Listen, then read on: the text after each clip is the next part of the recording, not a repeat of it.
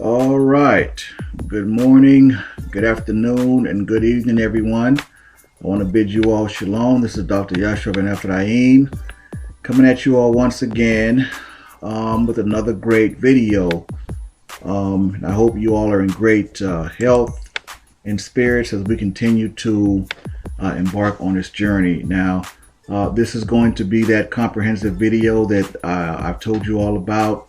So I'm going to get right into the abstract and what you can expect. I tell you, it's action-packed though. This video is the end-all, be-all. So let's get to it. All right.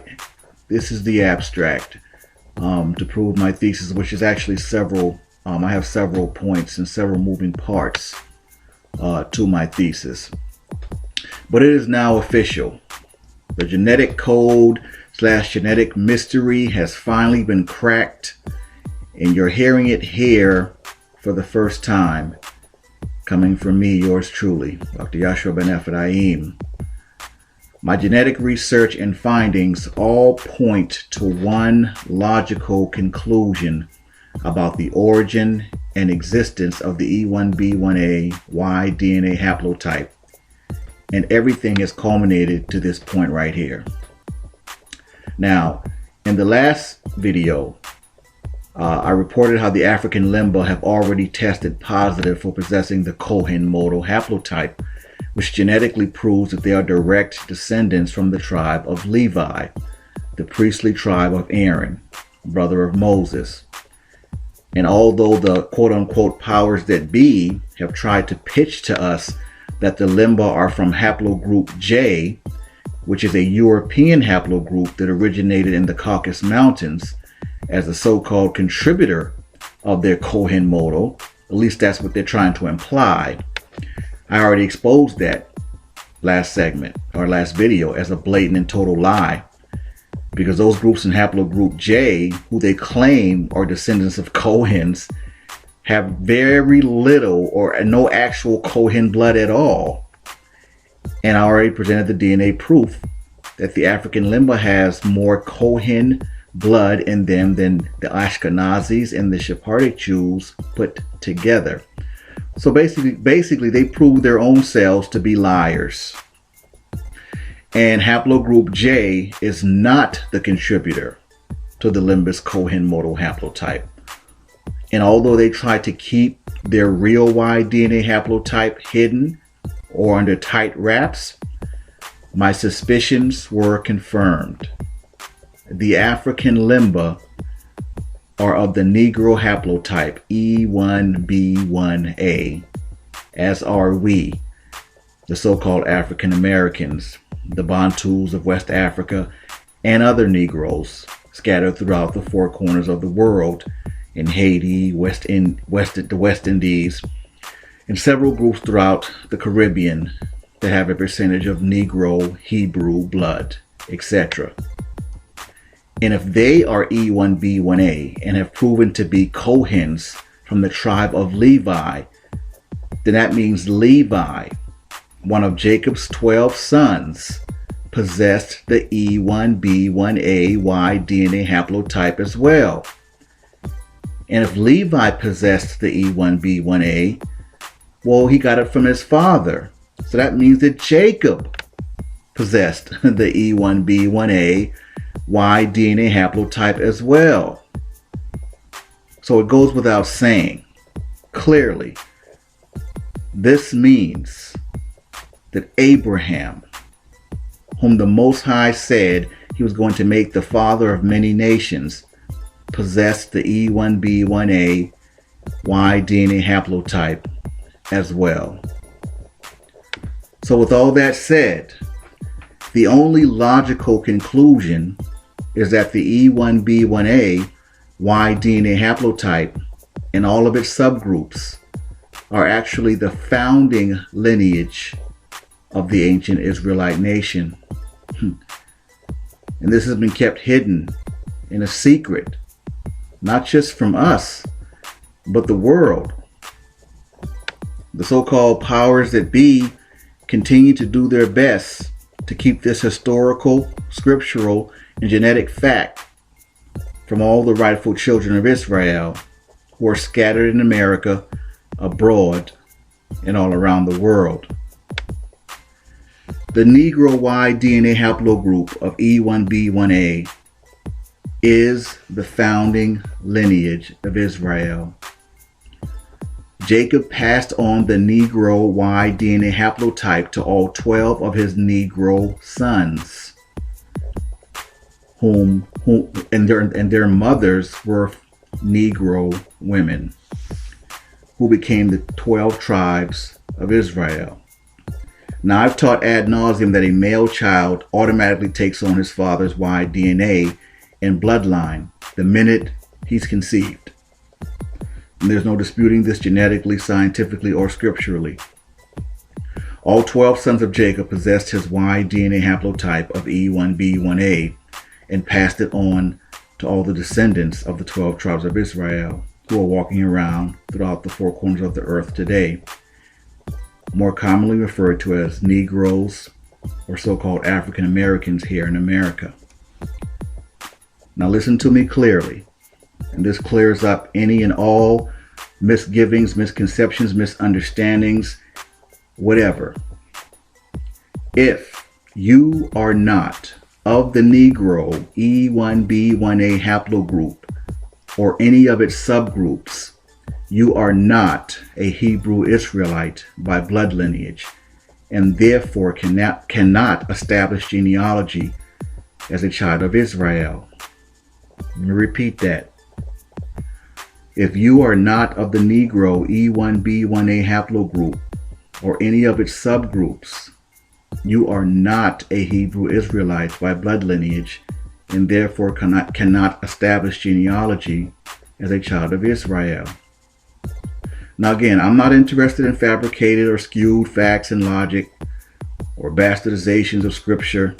I don't got time for all that. My DNA research, along with revelation to me by grace and mercy of the Most High, has finally tied everything together as a people and as a nation. As I promised beforehand, this video presentation is the first of its kind, and it's extremely comprehensive. I leave no stone unturned. It meets each lie head on and destroys it with genetic and scientific fact and proof. Plus, it ties everything and everyone together. So there's no doubt, no question, and no dispute as to who the Hebrew Israelites really are, who they aren't, and who the descendants are in the earth today. As such, I have found no scientific DNA or genetic evidence or proof that backs the Ethiopians' claim of being descended from King Solomon by way of Queen of Sheba and bearing a son by the name of Menelik. Now, this long-held story were true, the DNA evidence would be overwhelming, meaning there would be a mountain of Ethiopians who carry the E1B1A haplotype or one of its subgroups, and I have found no such proof. Now, the small percentage of Ethiopians that do possess the E1B1A haplotype is actually more suggestive of a few Hebrews throughout history who laid seed with Ethiopian women. I mean, no more or less. And the small percentage proves that. The only thing it is indicative of is a few males of Hebrew stock who had children with some women in that group. And then the males obviously grew up and around the mother's people and identify as Ethiopian. Now, no other scientific or genetic proof exists to the contrary. I've said this many times over and over again, and I will continue to say it. It doesn't matter what you believe or what you've been told or taught your entire life. DNA takes the guesswork out of everything, and it reveals the truth. It lifts the skirt of the liars, the culture stealers, and oppressors. King Solomon was from the tribe of Judah, which means he genetically carried the E1B1A and would have passed that Y-DNA bloodline on to a supposed son. Now, if this belief and story were true, there would be a plethora of Ethiopians running around with this Y-DNA haplotype. And I'm sorry to be the bearer of bad news, but this myth does not hold up under scientific or genetic DNA scrutiny. It just doesn't. I've looked high and low, trust me, and I can find no corroborative evidence of this. Now, if someone has any legit and concrete DNA proof of this long-held Ethiopian and Rastafarian belief, I'm definitely all ears and willing to listen. Other than that, we can kill that and move on. All right? They're not us. As much as they like to claim that they are or think that they are, they truthfully do not like us, never have. Just like many of those other African group and Canaanite groups, just like the Arabs and the rest of them. They've always been jealous of us in our position as a true house of Israel. Don't get it twisted. The Assyrian king, Shalmaneser, he replaced many of the original Hebrews with the Ethiopians in Israel, but they are no different than any of those other invader or rebel groups that polluted our holy city of Jerusalem with their Gentile blood. Now, with this presentation, I'm going to show and prove that the E1B1A haplogroup is the founding lineage of Israel. That so-called African Americans, majority of, are descended from Igbo and Yoruban Jews that scriptures say would go back into slavery by way of ships in Deuteronomy 28 and 68.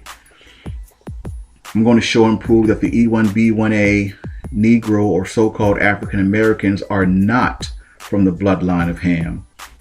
And our Y-DNA haplotype of E1B1A did not originate in East, West, North, or South Africa. I'm going to show and prove that the Y-DNA haplotype of Ham's bloodline is E1B1B. So there's no way Negroes can be of Ham, because our DNA is clearly E1B1A. It's really as simple as that, people. But I'm going to bring that forth. I'm going to lay out what happened to our DNA, just like I told you all, out of Israel. Why it points mostly to West Africa now. The Bantu expansion was actually primarily a Hebrew expansion, because the Bantus are Negroes. They're Hebrews. And they either started civilizations over in West Africa, or they mixed in with some local West African tribes, or what they call in genetics, they mixed in with some of the local West Africans. Now, the Bamileke appeared to be one of those tribes in West Africa that are 100% all Hebrew in stock. Okay? I'm going to show and prove that the original Hebrew Israelites were a Negro people and dark-skinned. Not dark-skinned Arab or Middle Eastern looking as some tried to proclaim. They may have looked Africanic by their features externally, or what some would call sub-Saharan, but make no mistake, the original Hebrew Israelites were dark-skinned, black, Negro people, and not the same people as Africans or Canaanites, period, point blank. But because of us being scattered throughout the world, the descendants of the 12 tribes of Israel, who are all Negro, will be all different shades of black today. But please don't get it twisted. If they carry the E1B1A Y-DNA haplotype or any of its subgroups, they are Hebrew Israelite by blood and thereby children of Israel.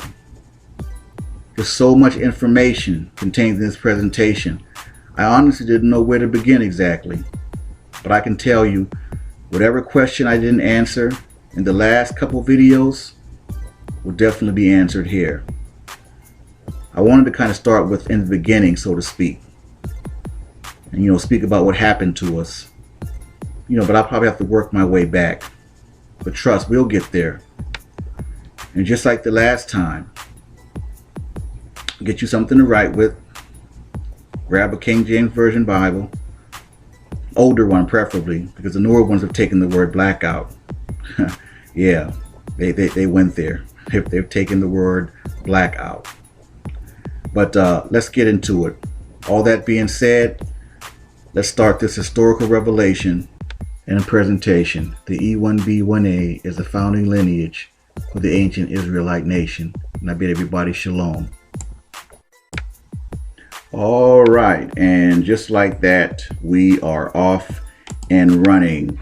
I'm going to start here because of many of you, if you remember, when I put out the very first DNA video, and I said then it was like a precursor of sorts, because it gave a very brief yet concise description of what Y-DNA was and how it operated in terms of the male child getting it from the father and establishing the bloodline from conception. And that's how patrilineal lineage works. You have to go through the father. All this establishing, lineage to the mother, that's nonsense, man. That's some satanic type, whole other agenda type thing that's not sanctioned by the Torah at all.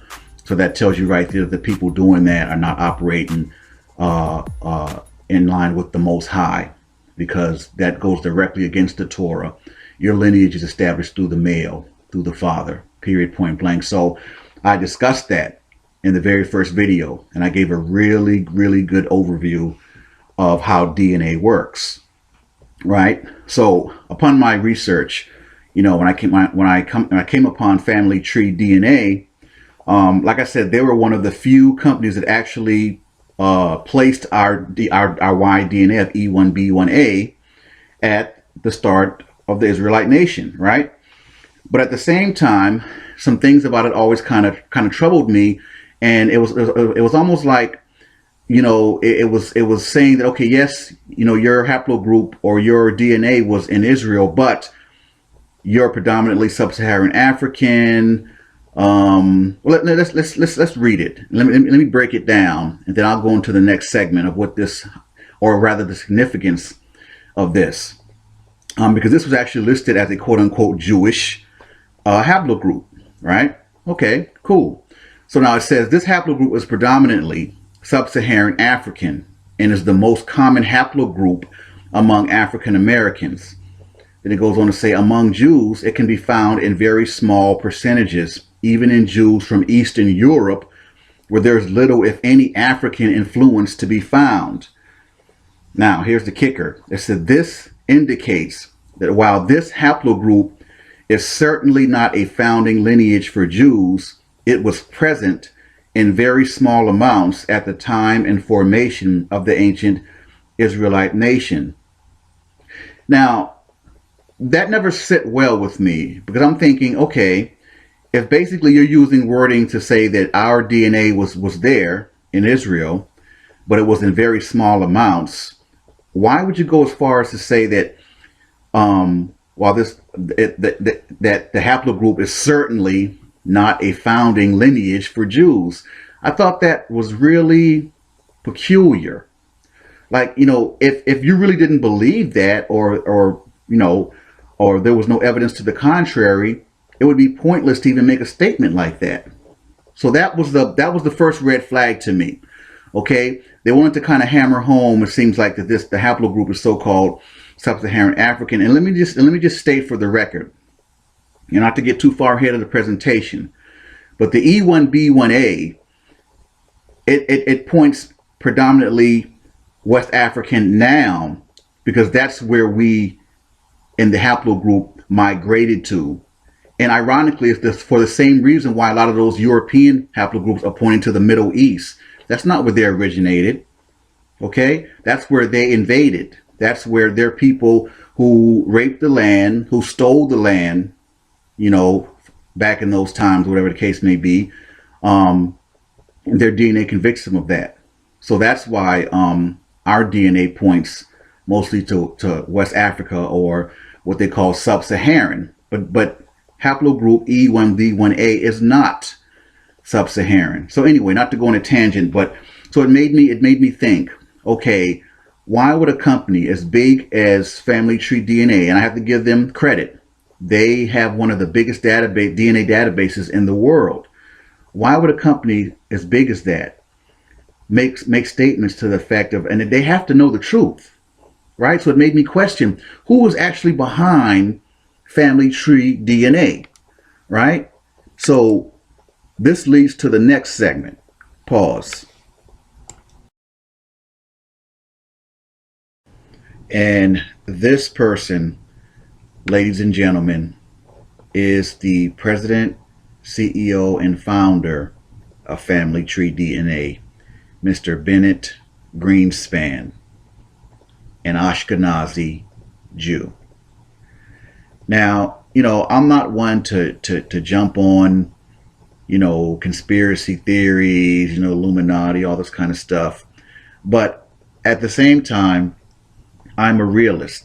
At the same time, I know who Scripture says are the people who've conspired to keep us and our identity hidden. Now, for what it's worth, it seems that, he was trying to somewhat, tell the truth, but at the same time, still perpetuating the lie, right? In essence, giving us a shout out saying, hey, and basically giving us like a little wink, wink, like, yeah, you guys are sub-Saharan African, but I know you started in Israel. Here's your little shout out, wink, wink. Well, that's a misnomer. African and Israel are two totally different things. But anyway, so when I found out who was actually behind Family Tree DNA and who this man is, then it made more sense as to the wording. Like I said, it seems like he was kind of push pulling with it. I don't know who's backing him. I'm not going to sit here and say, oh, well, he's got the rich Zionist Jews behind him and da-da-da-da. I really don't know. I'm not even going to go that far.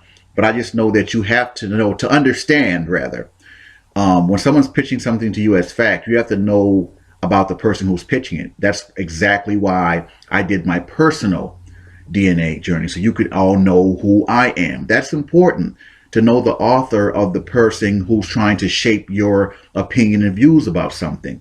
Okay, like what's their agenda? What's their point? What do they get from it? Answer those kind of questions. So, yeah, Bennett Greenspan. Now, all that being said, even when I found out who was actually behind Family Tree DNA, and then everything kind of became more in focus, everything was okay until I came upon this particular article. And then everything changed in terms of my view of this man, Mr. Bennett Greenspan and Family Tree DNA.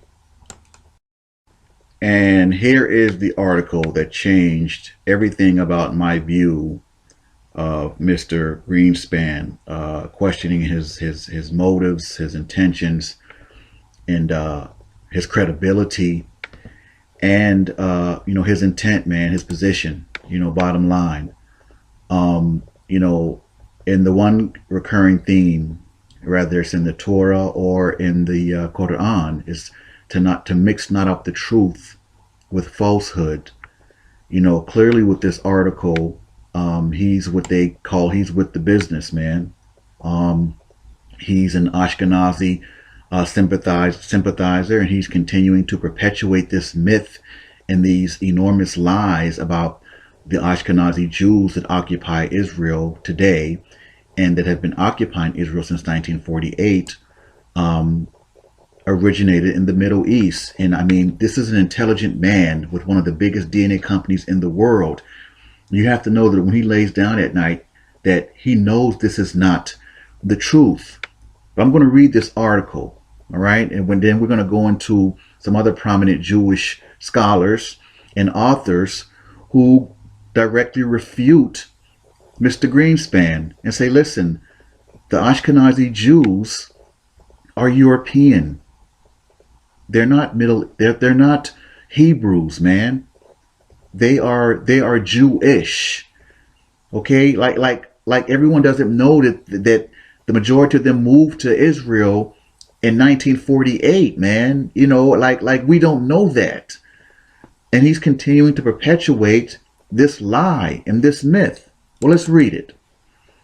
And this is what did it for me, man. This brought everything into focus about this man and his little shout out, and still trying to, keep our identity hitting. And I know he knows the truth.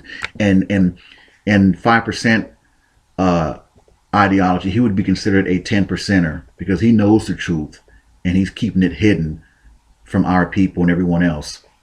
Okay, it says, the founder and president of Family Tree DNA, one of the top U.S. genealogical genetic testing companies, said genetics prove that the Jewish people's ancestors originated in the Middle East. Now, my people, truthfully, after I read that, I could have stopped reading, man. I mean, seriously, this is past pathetic. And this is why and how power, money, and control is used to keep voices like mine hidden, to keep the truth hidden from the masses. And, Bill Cosby said it best, man. He who controls the media controls the world. And this isn't no race baiting type thing. It's the facts, man. All right. Zionist Jews control most of the media, the banking systems, you name it. They are very rich and very powerful. They have the money, they have the influence to continue to espouse false information like this. Jewish people's ancestors originated in the Middle East? Really? And you put that out with a straight face? But let's read on. Let's read on. And he goes on to say, quote, we're not interlopers who came here from Eastern Europe. Now that's funny. And we're not Serbs or Khazars, Bennett Greenspan said during a guest lecture on Wednesday at the Netanya Academic College in Israel. That is hilarious, man. This man actually, oh, wow. Greenspan refuted the idea stipulated in a book written by Tel Aviv University historian Shlomo Sand that modern Jews are not descendants of people who migrated from the Middle East, but of people who lived elsewhere and converted to Judaism.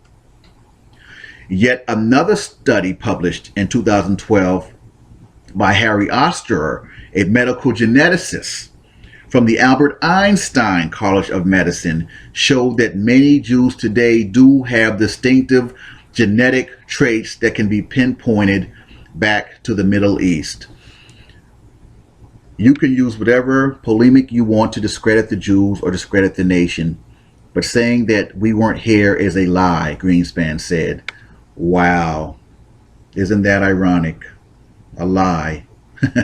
Imagine that. Among, quote, no less than 75% of Ashkenazi, Sephardi, or Mitzrayim Jews, their ancestors came from what we call the general Middle East, based on family tree DNA database data.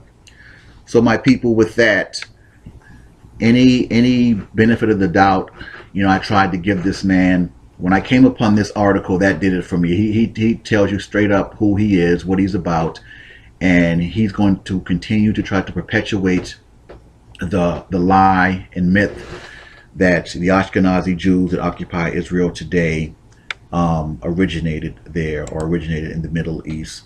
So you have to take that with a grain of salt in terms of, this man is not credible when it comes to Hebrew Israelite lineage and getting the bloodline established, right? So, he's going to continue to perpetuate this great, humongous lie, man. All right? Like we don't know that they moved there in 1948 and they didn't originate in Israel. I mean, come on, really? There's too many books out there. There's too much science, too much genetic evidence to the contrary. And this is past pathetic. I mean, it's not even funny how blatantly dishonest, man, these people are, and will continue to go, great lengths to hang on to these recycled and regurgitated lies. Even after their own people have repeatedly come out with books and genetic facts stating emphatically that the people who occupy Israel today and have been since 1948 are not the original inhabitants of that land, man. And they're actually Khazar in stock, i.e. Europeans, mostly from the Caucasus Mountains. So in the next segment, we're gonna go into Shlomo Sand. I'm gonna talk about him a little bit. Like I said, he's a professor at Tel Aviv. His book, The Invention of the Jewish People, was on the bestsellers list in Israel for many weeks. And we'll talk about and discuss briefly Arthur Kessler, his book, The 13th Tribe. So, you know, it's just way too much information out there, and from their own people, man, that says, look, man, this is a lie. This is a myth. Okay? But they still want to continue to perpetuate the lies. So let's move on to the next segment and talk a little bit about Shlomo Sand and the 13th Tribe. And then we can sort of, you know, move on from there. I'm not going to just, you know, beat this into the ground. It is what it is. You know, this is Mr. Shlomo Sand, professor and historian at the Tel Aviv University in Israel. He's the author of that book, The Invention of the Jewish People. And you can see a little bit of his biography. It says he was born in Austria to Polish Jewish survivors of the Holocaust. Sidebar, the actual first president of Israel was actually Polish and from Poland. And he actually changed his name. He had a Polish surname. He changed his name to sound more quote-unquote Jewish because he was from Poland. Just a little sidebar, a little tidbit right there. And here's some of Mr. Sand's views. And, you know, clearly he's not with the business. You know, he's not with that Ashkenazi or Zionist agenda. You know, and you have to applaud him for that. You know, I don't care what your nationality is, your race is, your color, whatever. When you take a stand for the truth, to me, that's to be applauded. Because 9 times out of 10, the truth is going to always be unpopular. For some reason, people have a problem with the truth. And I mean, that's even prevalent among my people who refuse to believe who they are. I mean, all this proof in their face, all the genetics, the DNA, the Bible, the scripture. And people have they just, I don't know, human nature, man. Problem with the truth. But not to go on a tangent. It says this is Mr. Sand's view, some of his views. I'm not going to read all of it, but I'll just read some of the highlights. He says, while acknowledging the affinity between Jews and the Holy Land, Sand has said that, quote, I don't think the religious affinity to the land gives you historical right. Right on.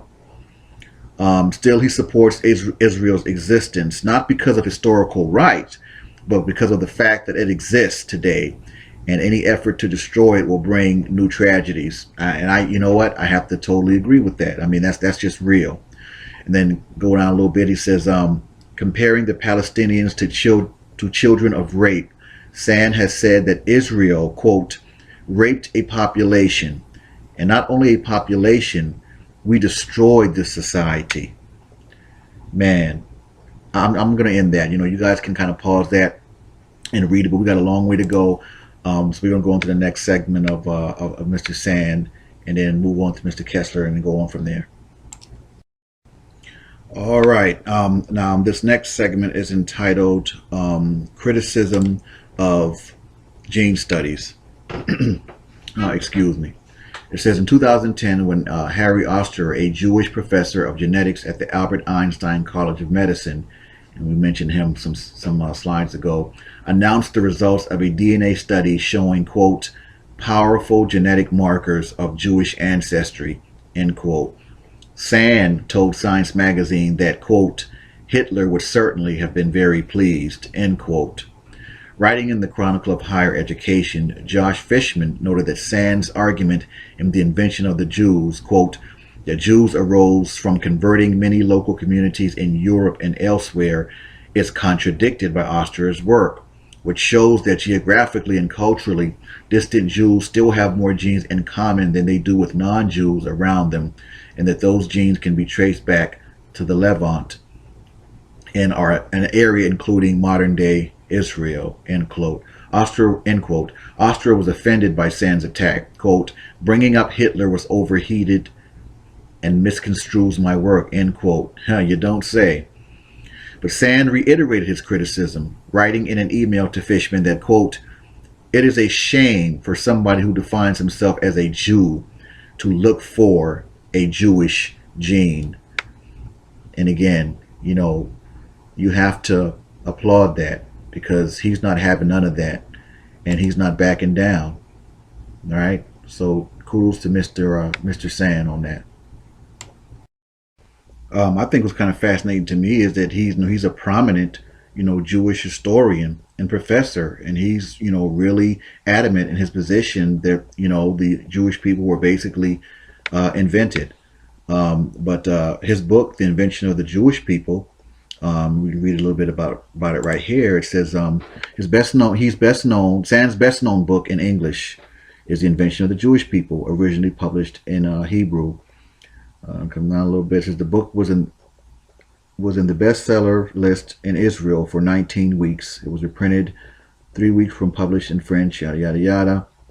So and they said up to the top, it has generated a heated controversy. Of course, it's going to be heated. It's going to be controversial because it goes against the status quo. It goes against the he's not with the business, man. He's like, listen, this is not true.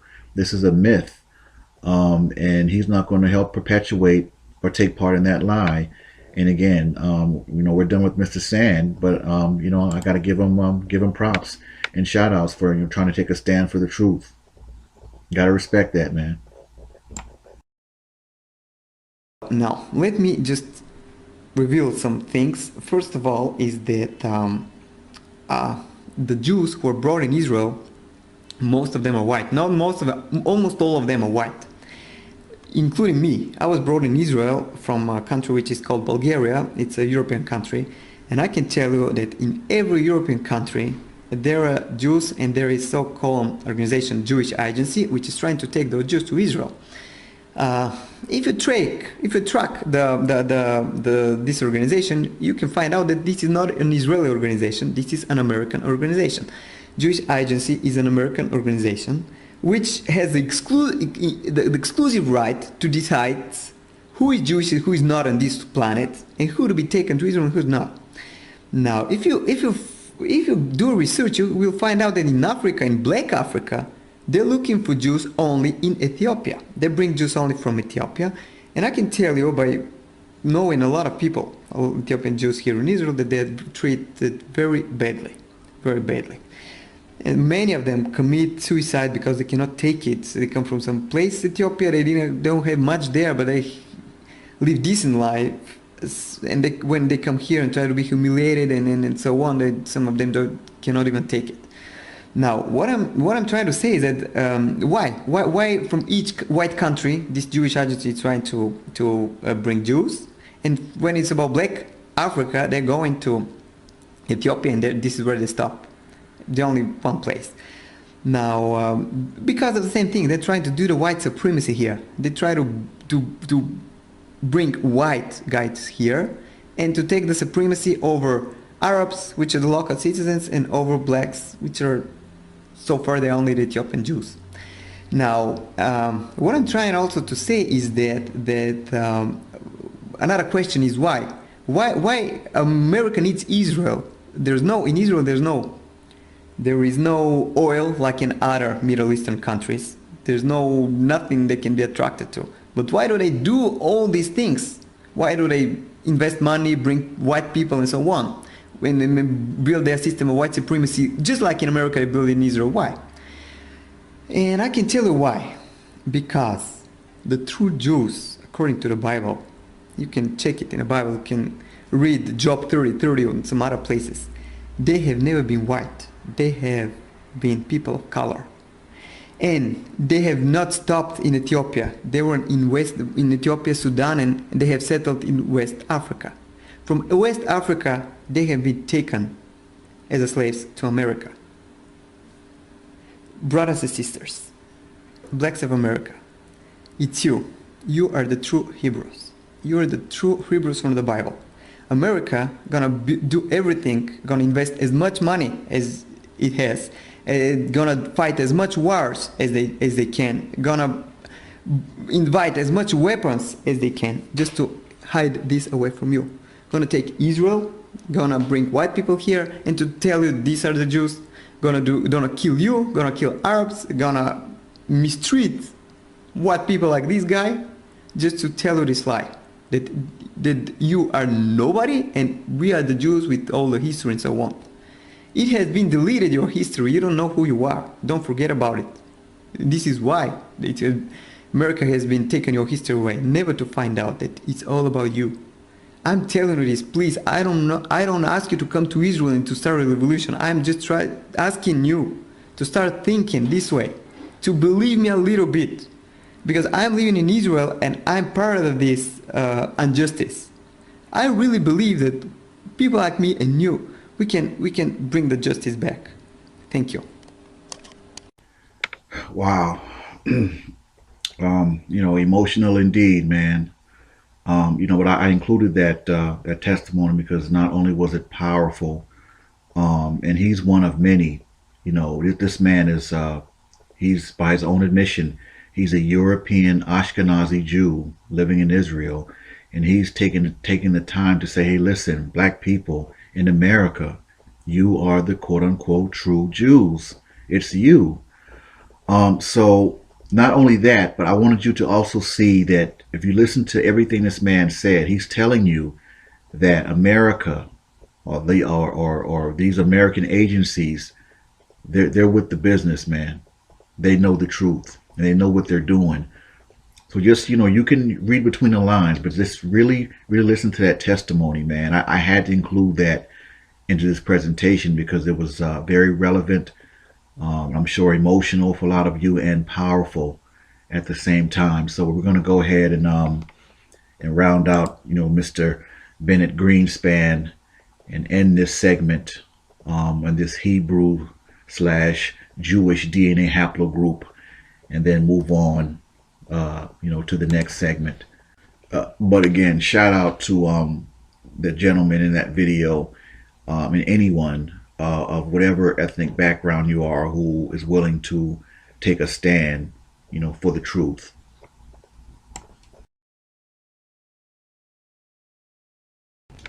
Well, Mr. Bennett Greenspan, here we are. You said that haplogroup E1B1A was sub-Saharan, and we know that that is a lie, and you do as well.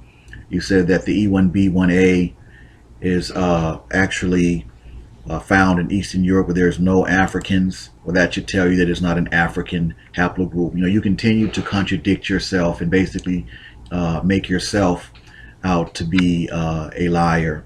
But either way, and you also said that our DNA was, the E1B1A was found in very small amounts. That also is a lie.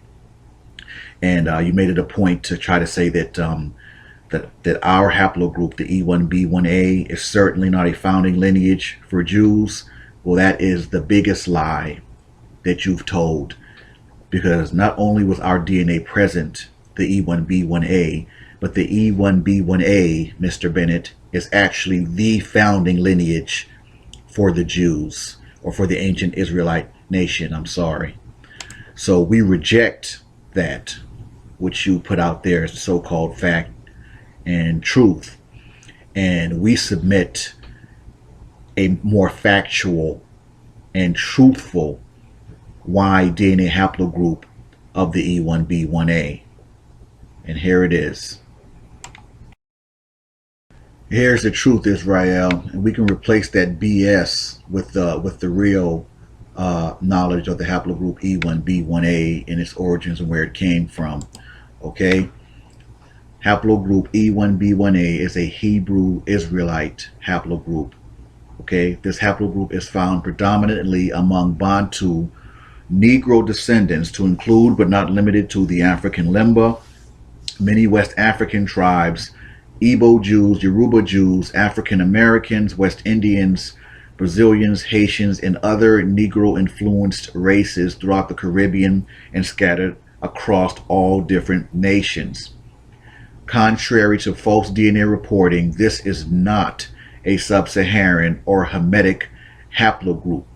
It is Semitic in origin. Negroes have been identified as being exempt from the bloodline of Ham as per the Zondervan Compact Bible Dictionary. This haplogroup presents I'm sorry, this haplogroup represents the Y-DNA of Jacob, the father of the 12 tribes of Israel, Dr. Yehoshua Ben Ephraim. And this is a segue into our next segment.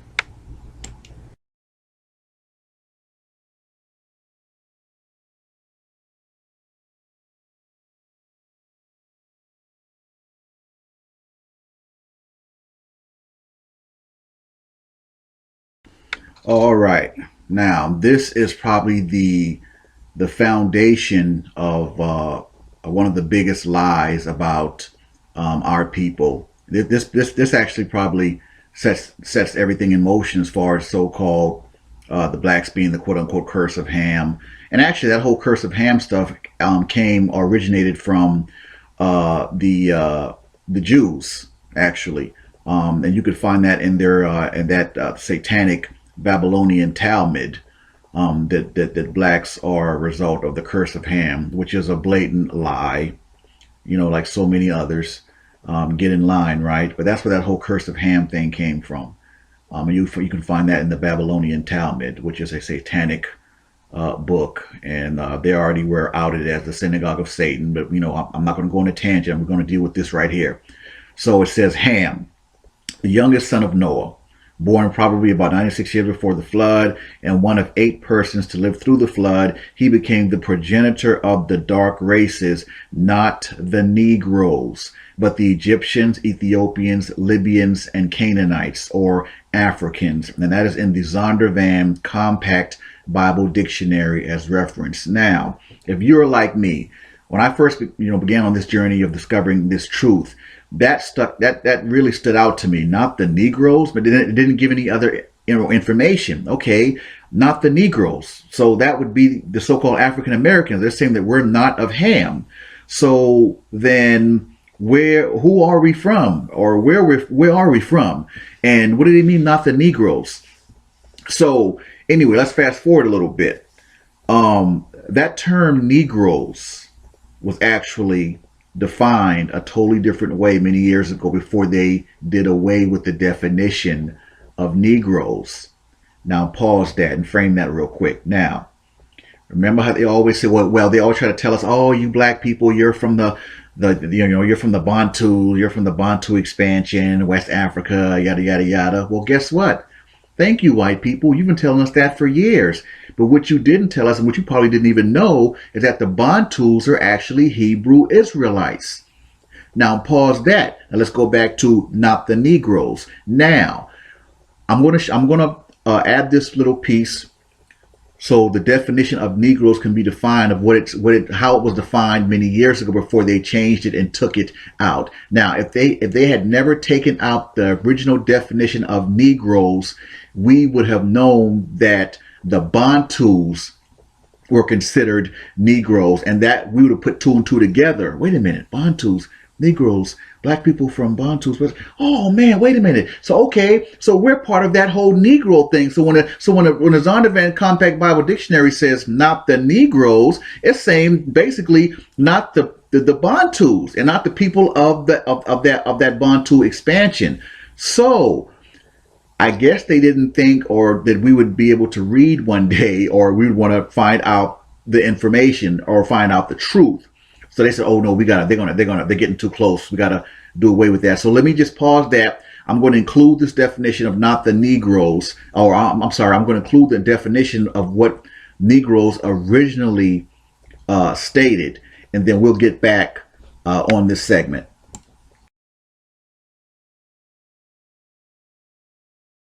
Now here it says Negro, plural Negroes, Spanish Negro, from, right, Negro, black, from Latin Niger, like that's we get Niger, Nigeria, Niger.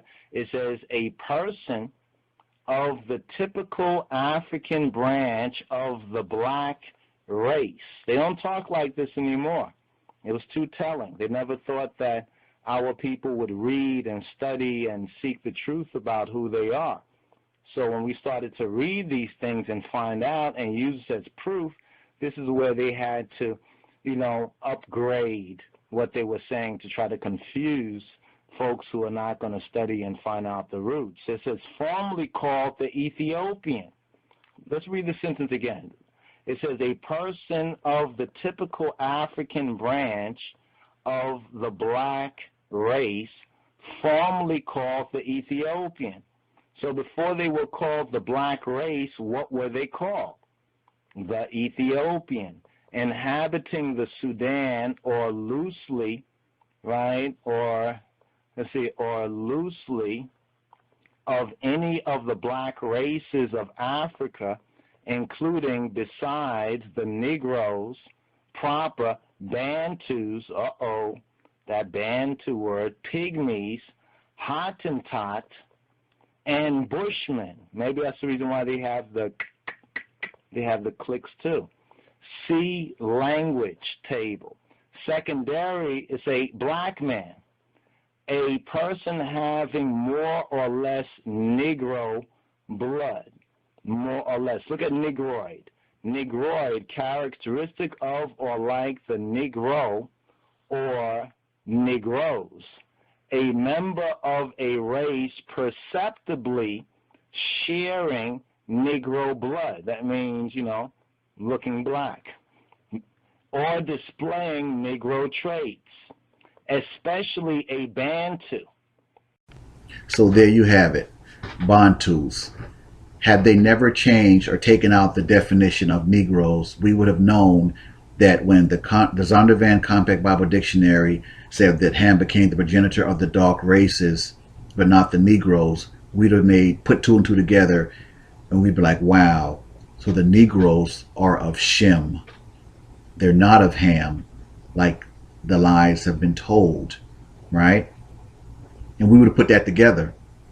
So they took it out, man. They're like, oh no, we got to get rid of this. They're on us. They can read now. But yeah, that was profound. That was definitely profound. So yes, the Bantus are Hebrews. So when they try to say, yeah, from the Bantu expansion, yep, you're right, we are, yep. And how we know the Bantus are Hebrews as well is because their blood and DNA, which is the same as ours, E1B1A, is not found pretty much anywhere else. It trails off in East Africa and North Africa, right? And I kind of deal with that a little bit later too, in terms of debunking the fact that the Y-DNA of E1B1A originated in North or East Africa, which is it's a bunch of crap, cockamamie BS, man. But yeah, so let's see if this Zondervan Compact Bible Dictionary passage holds up to scientific, genetic, and DNA scrutiny.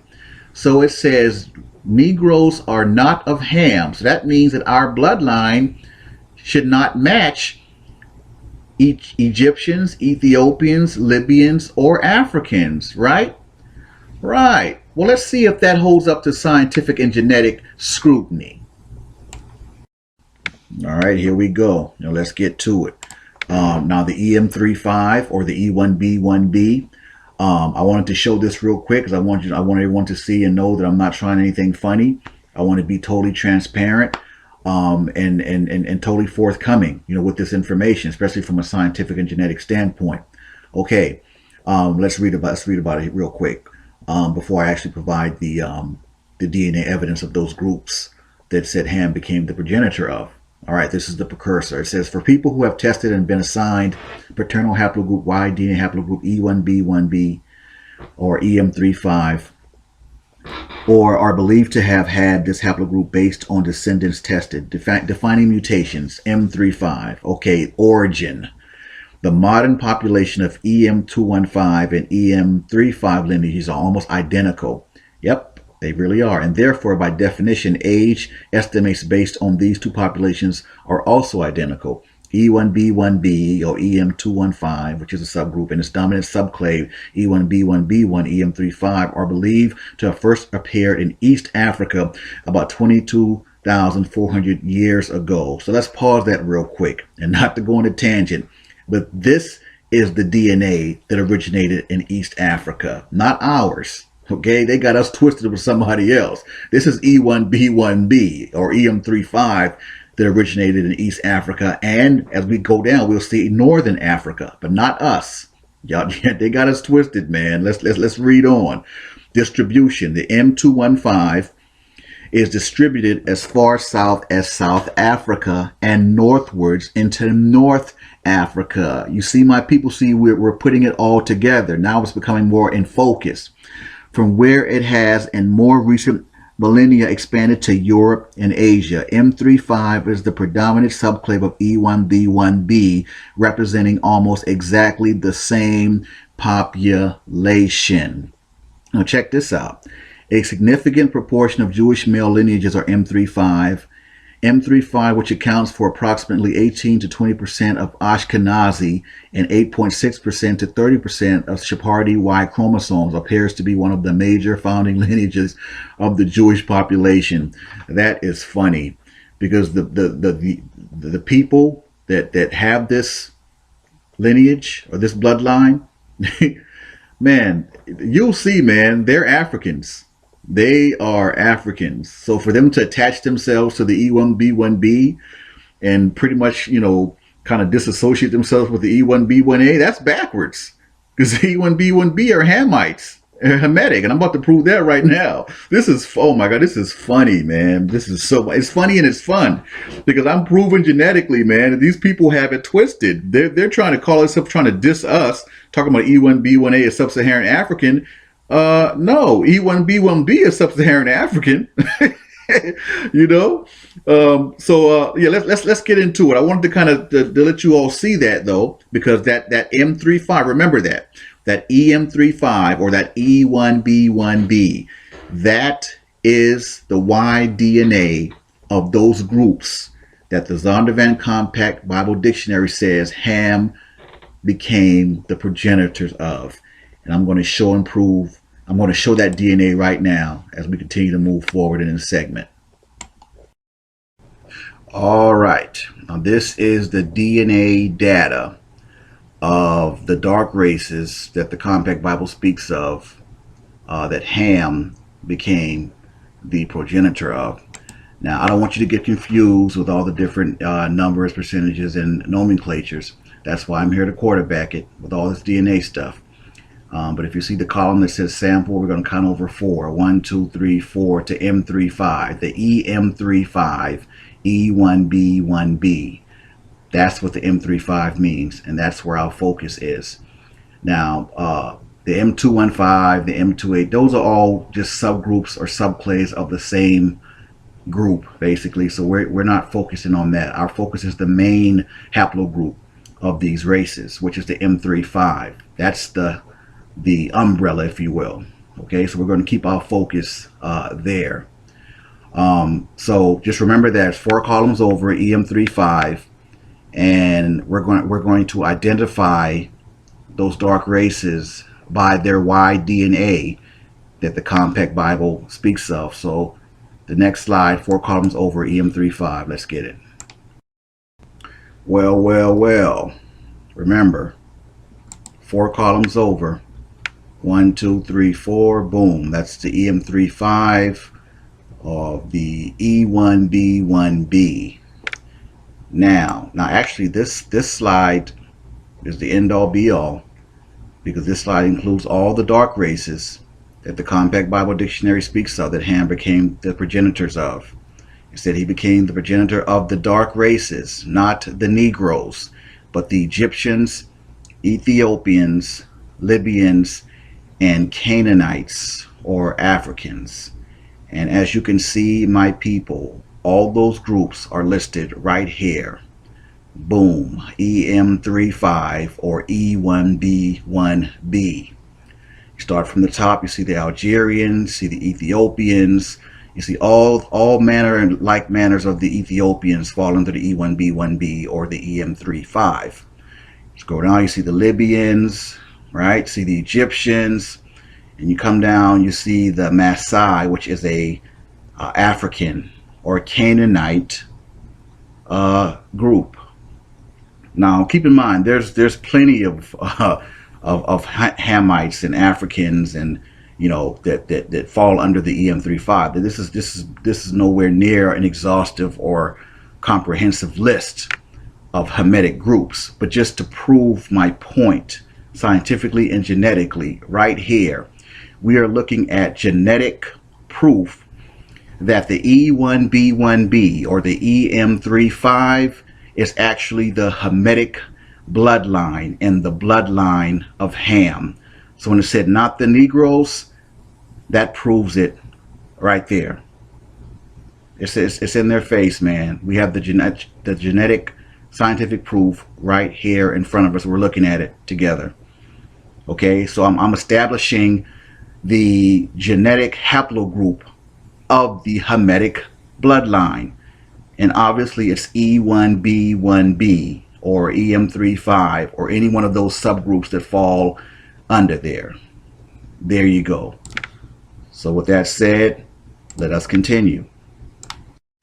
Okay, I wanted to kind of add this as an addendum of sorts to the EM35 or the E1B1B designation for the Ham bloodline, just so you all can kind of see. Haplogroup EM215, like I said a few slides ago, that's a subgroup of the EM35, right? Possible time, approximately 22,400 years, yada yada. Now North Africa, that's key. North Africa. Now their ancestor, who's their ancestor? EP2. Descendants. Again, see that haplogroup EM35 and EM281. Again, all subgroups of the EM35. Now, just so in case you're wondering, well, who's the EP2? I know all these little small nomenclatures are can be kind of confusing, but just I got you. Who's the EP2? Well, let's see. Haplogroup EP2. Who are they?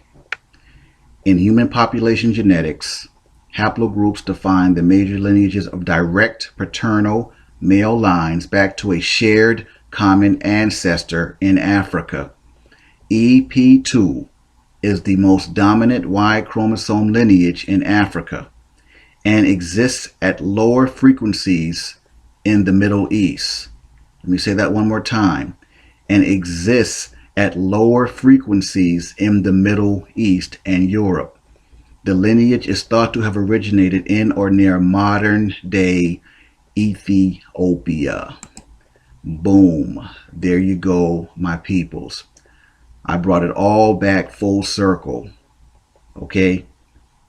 E1B1B, the EM35 that the Ethiopians belong to, the Libyans, the Africans, and the Egyptians is a Hamitic bloodline.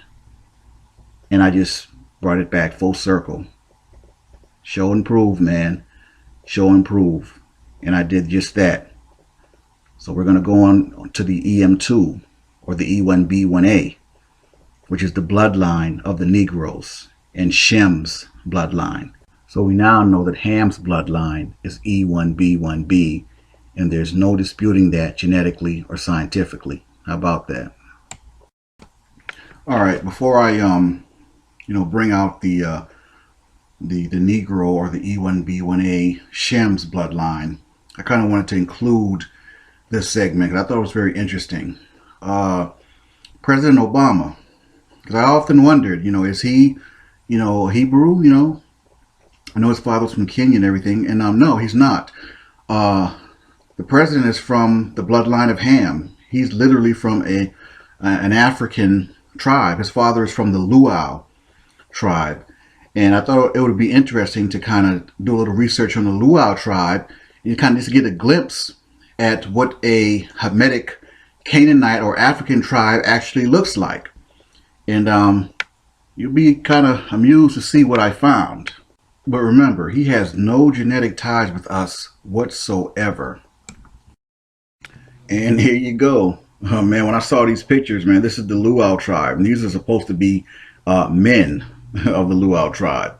I thought about the Most High admonishing us not to do what the Africans and the Egyptians do, because a lot of those Canaanite groups, man, those African groups, they were heavy in homosexuality, man. We were admonished not to do as they do. And those dudes look mad suspect, man. They do. They look real suspect. These guys give them a little some pizzazz or something, because those few pictures with the luau tribe, and I was like, wow, they look really gay.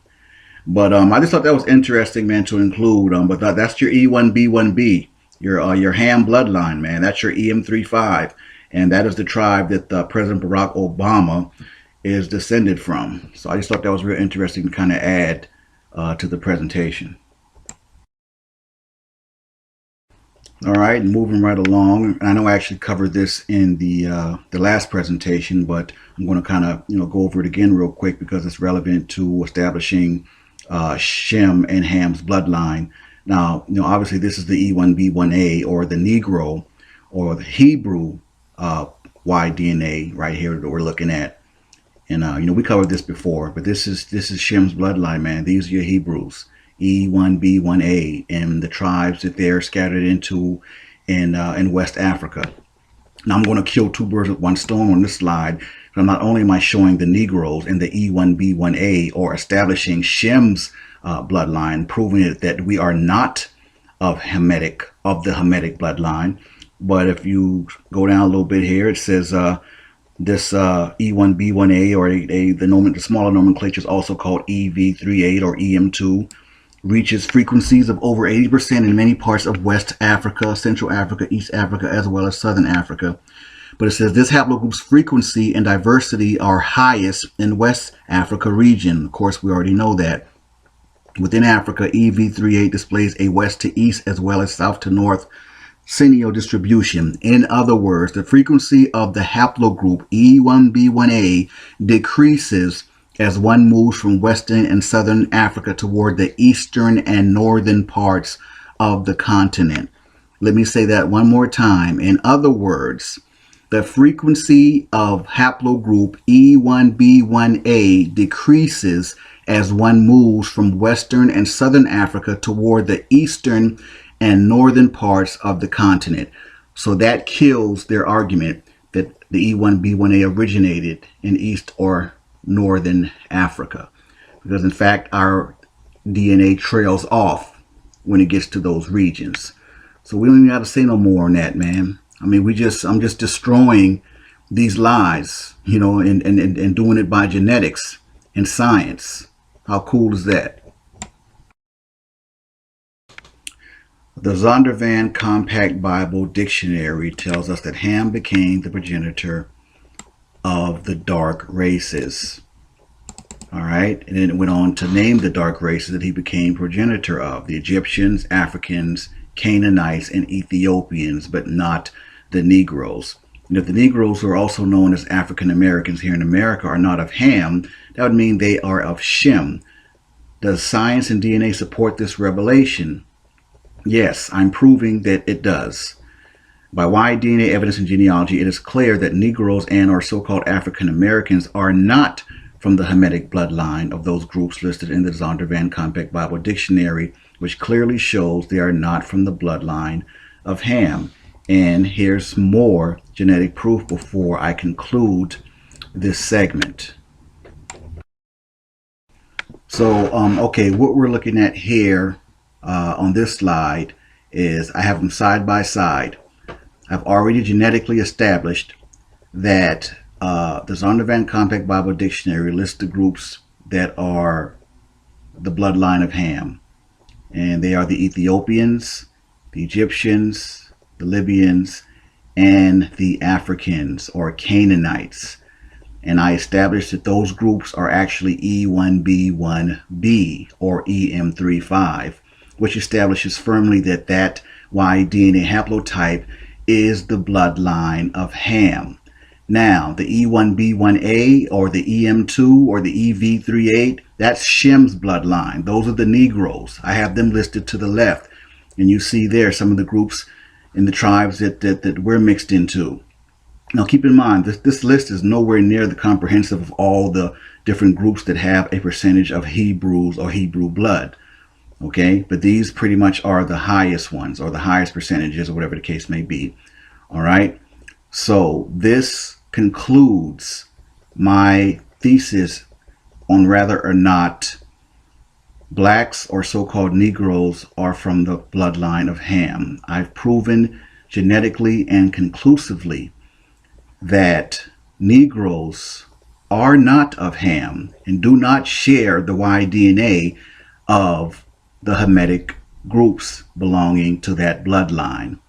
And we're going to keep this real simple because I'm not ever trying to be the author of confusion. So I want all to understand. Shem's bloodline is Y-DNA haplotype E1B1A. Ham's bloodline is Y-DNA haplotype E1B1B. It's as simple as that. The powers that be and the so-called geneticists, they got it twisted. You know, they really have it twisted.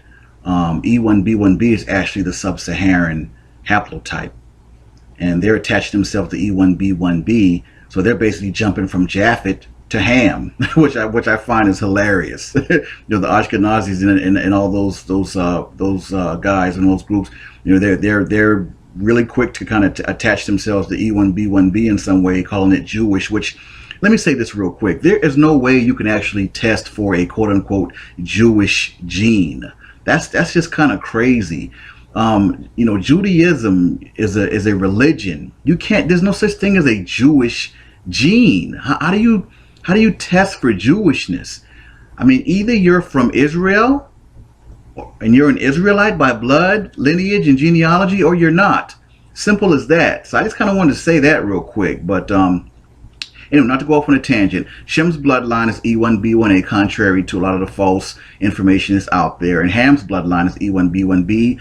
And it says not the Negroes. And I've proven conclusively and emphatically that Negroes are not of the bloodline of Ham. The DNA evidence submitted on the groups, the Ethiopians, Libyans, Egyptians, and Africans who Ham became the progenitor of, all possess the E1B1B Y-DNA haplotype.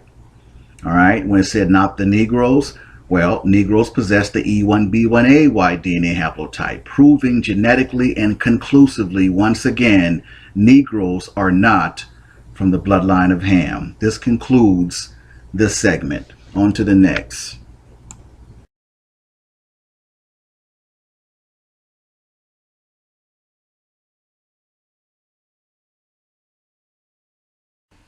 Okay, now I wanted to give a visual, because I'm real big on visuals.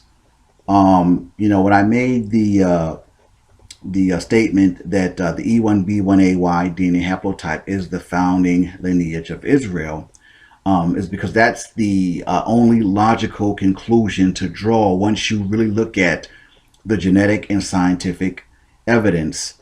And again, the African limba, they're the prototype with this, because basically when they let the cat out of the bag with the African limba and let it out and put it out that they were actually Cohens or Cohen model haplotype, they tested positive and had the highest concentration of it than any group on the planet, they couldn't unring that bell, man. They basically opened the floodgates for all of us, essentially, because like I said, my suspicions were confirmed.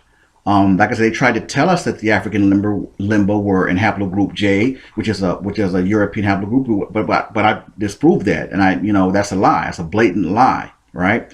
So they are the prototype, because again, my suspicions were confirmed. They're actually E1B1A, man. So, and I knew it all along, and it was just confirmed. So they are EM2 or E1B1A, just like we are. So they're the prototype.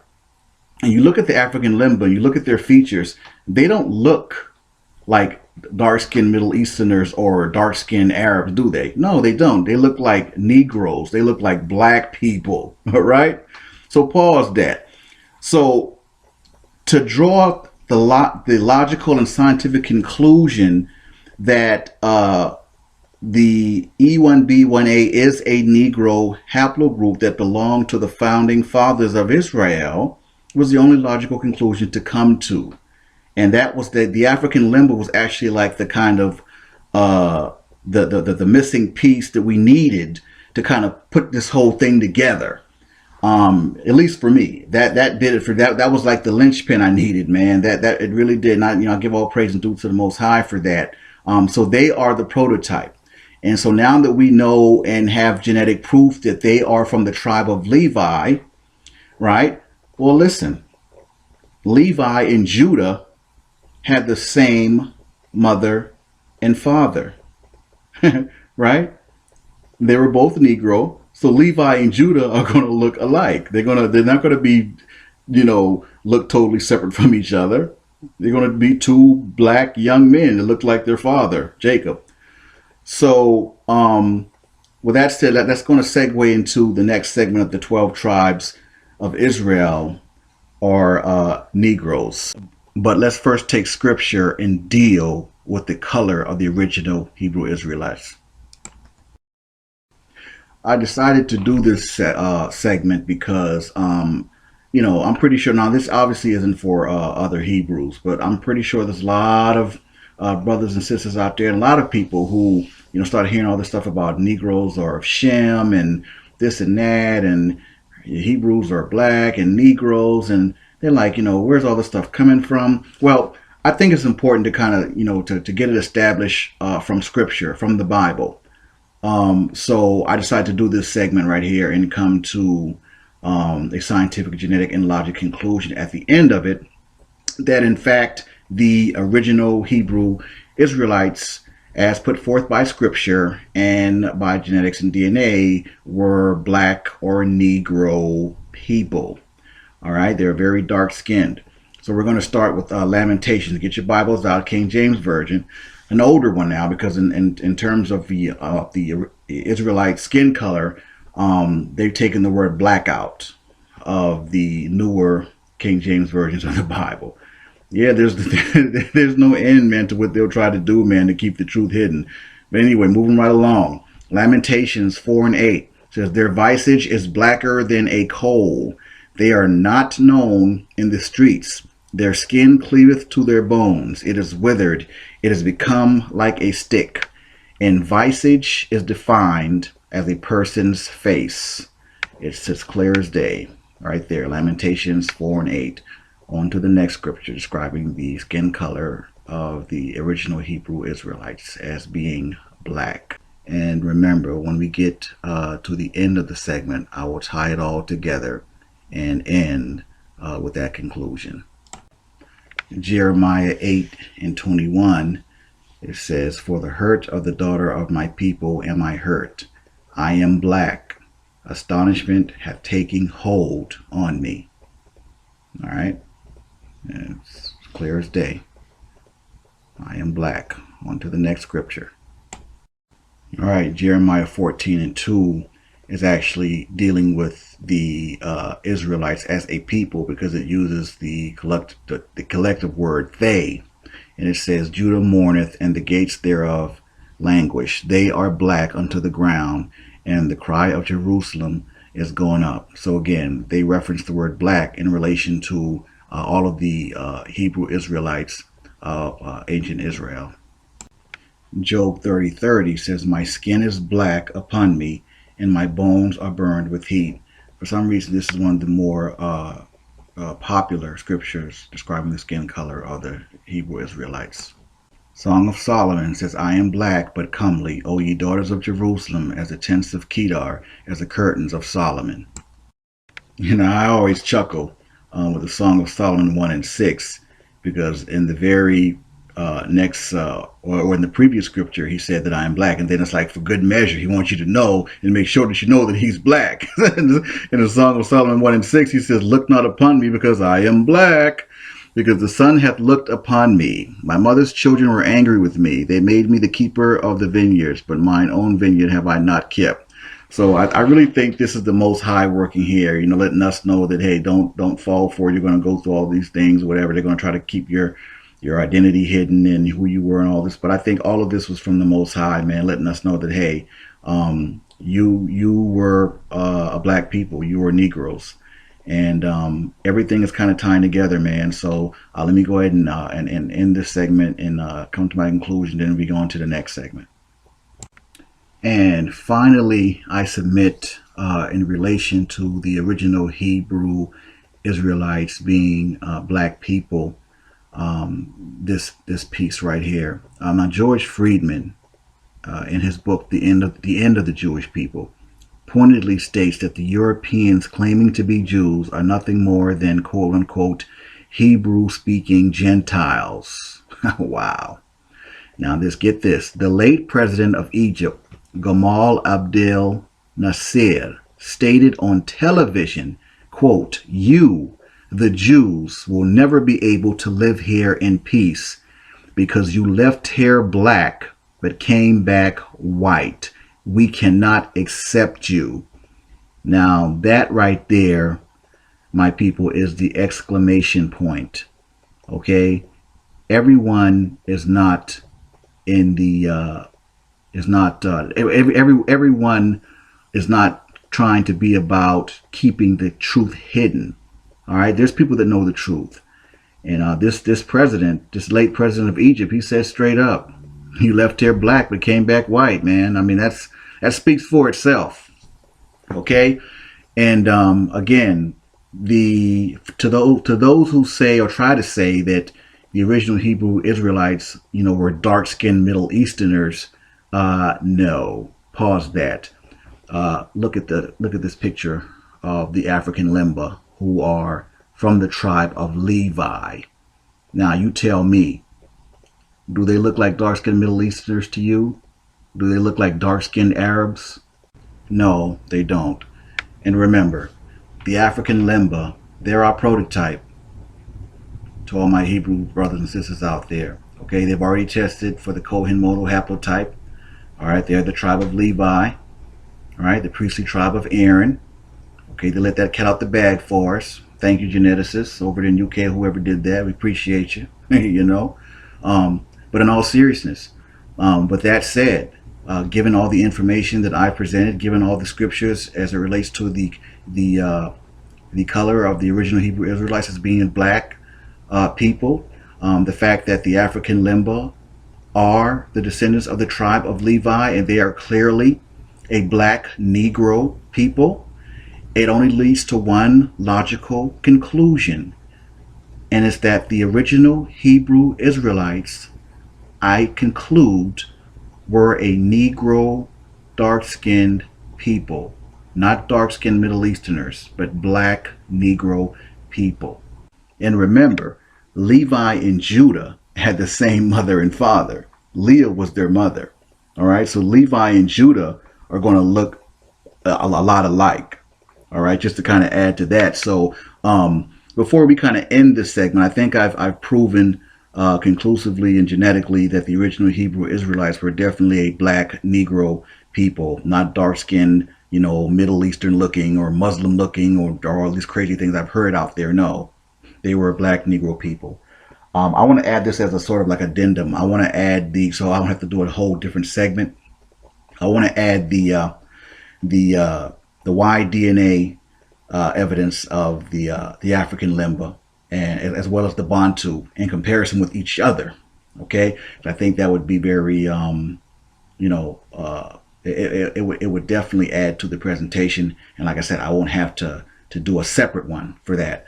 All right, so I'm going to go ahead and end this right here and get ready to bring forth the Y-DNA evidence of the Bantus and the African Limba. All right, now we're moving into the addendum I was telling you about with the Y-DNA of the Bantus and the African Limba. And as I'm sitting here kind of reviewing this DNA evidence, it's just kind of fascinating, in that the lengths that people will go through and go to perpetuate a lie. I mean, just to kind of keep our identity hidden, to keep the truth hidden. I mean, it's just, I don't know, man, it's mind-boggling. It reminds me of something my grandmother would always say. She said, when you told one lie, if you tell one lie, you'd have to tell so many others to cover up for the first lie, and that's very true. But not to go on a tangent, but I just kind of had that thought, and I wanted to, just kind of speak on that real quick. But all right, here we go with the addendum of the Y-DNA evidence of the Bantu, and as it turns out, they were actually a key part in this whole thing, and we never knew it. I always heard racists and these so-called smart-ass whites saying, "Oh, the black people, you black people are from Bantu expansion, and that," but they were saying it in a way that was supposed to be degrading, or it was supposed to be like, like, so where Bantus were African and sub-Saharan and all this kind of stuff, not even realizing that the Bantus were actually Hebrew Israelites, and they actually held the key to us unlocking who we were, and we never knew it, right? So. Here it goes. Now here's the abstract on that DNA evidence. It says technological and cultural innovations as well as climate changes are thought to have influenced the diffusion of major language phyla in sub-Saharan Africa. The most widespread and the richest in diversity is the Niger-Congo phylum or phylum, thought to have originated in West Africa 10,000 years ago. Now, the expansion of Bantu languages, a family within the Niger-Congo phylum, 5,000, represents a major event in the past demography of the continent. Many previous studies on Y chromosomal variation in Africa associated with Bantu expansion with haplogroup E1B1A, and sometimes its subgroup or sublineage E1B1A7. However, the distribution of these two lineages extends far beyond the area occupied nowadays by Bantu-speaking people, raising questions on the actual genetic structure behind this expansion. All right, now, so basically what that's saying is that the Bantu expansion, when the Bantu expansion happened, that migration, it was almost like they're saying, it was a whole new wave of people that came from somewhere, in a sense, right? Because it's like, and you'll see in the next slide or whatever that the Bantus are E1B1A, which we know now is Shem's bloodline, and you'll see as we move forward that no other tribe or no other in Africa pretty much has our DNA, which further gives off the impression or gives off the factual assumption that we are exclusive, all right, to the area, and we're mostly saturated in West Africa because that's not where we originated. Okay, so with that said, we're going to move on to the next slide. All right, in the spirit of saving time, because we still got a good ways to go with this presentation, but I'm very happy with where it is and where it's headed. I've covered a lot of information already. So with that said, I'll just start to kind of cover the highlights. All right, now here it says among the 5 populations, the homogeneity of the Bantu is striking. Now here again, they are marveling at our DNA and how different it is from all the other surrounding areas, all the surrounding groups. All right. Now let's go down here. It says the Bantu modal haplotype was not significantly associated with any single tribal group. Now let's say that one more time. The Bantu modal haplotype was not significantly associated with any single tribal group. Furthermore, no particular association of tribe and haplotype was immediately apparent. So again, what that's saying, that's verifying what my position has been from day one. Our DNA is exclusive to Africa, Western, Eastern, Northern, and Southern, because our DNA did not start there. That's why they're marveling at our DNA, talking about it striking and all this and that, because it's so different from all the other tribes and all the other so-called African groups in that area, because we are not from the same bloodline. That's all that's saying. That is all that is saying, that we, the E1B1A in the area, is so different because we're not from the same bloodline, and that's all it's saying. So, and they're like, wow, they're like, this is so amazing, but we already know why it's different from all the other bloodlines, because we're not the same people. On to the next slide. We are Hebrew Israelites, but we still have to be careful with a lot of these so-called geneticists and these scientists around the world, man. All right, now this slide is it actually establishes the Bantu and Limba Y chromosomal connection. Which is a great thing, because like I said, my suspicions was always, my suspicions were confirmed about the African limba. The thing I don't like about this the slide or information on this slide is that it's still holding on to the fact that they're trying to say that the Cohen modal haplotype, there's Ashkenazis and these Sephardic Jews have this so-called Cohen modal. I'm sorry, man. I'm not buying that.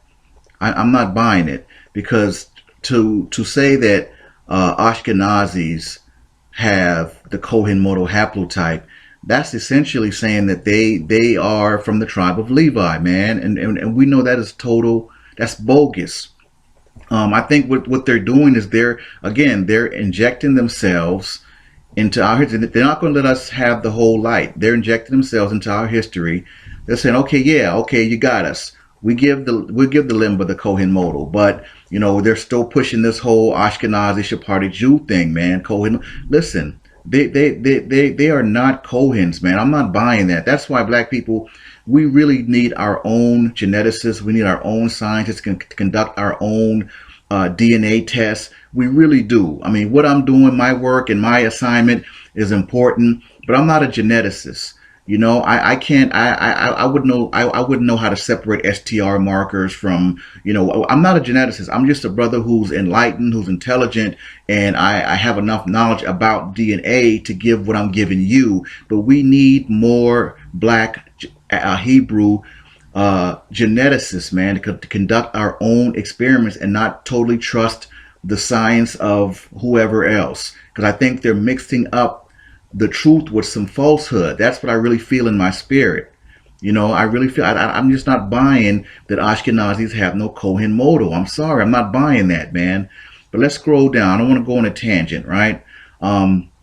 It says 2 striking features are the large proportion of haplotypes found in the Bantu that are also present in the limba, and the even higher proportion of Y chromosomes. So again, they're establishing that Bantu limba connection. We are from the same bloodline. All right, so we're going to end on that and go to the next slide. I just give all praise and honor, to the Most High, especially for granting me with a healthy dose of the spirit of discernment, because there's just a lot of stuff out here, man. That's truly disheartening. But when you have the spirit of discernment, you can see through and see past a lot of the BS, so, we're moving on, man. This particular slide right here, I actually decided to use this, but I want to shout out the brother that decided to send this to me. So on the bit shalom, the brother Yehoshua Ben Ephraim, for sending this to me. It's a lot less confusing, and it shows the EM2 or the E1B1A, for our limba brothers. And, I thought that would be really, really cool to actually, see that we are definitely from the same seed and bloodline. So with that, I'm going to go ahead and conclude this addendum, and we're moving on to the next segment, which is the 12 tribes of Israel, or Negro.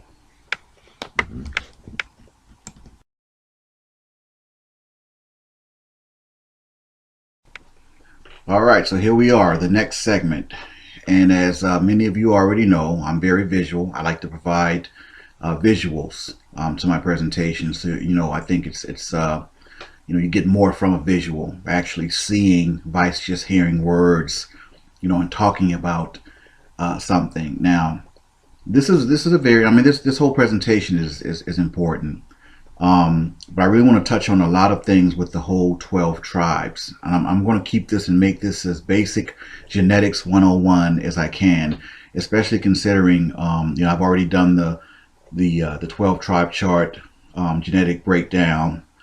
So please continue to share that video, and because there's still a whole lot of people out there who who just have no clue and don't know the truth about the 12 tribes and everything like that. So there's really no need to try to incorporate a whole bunch of or groups of people who are simply not Israel. They're not Hebrew Israelites. That they do not belong.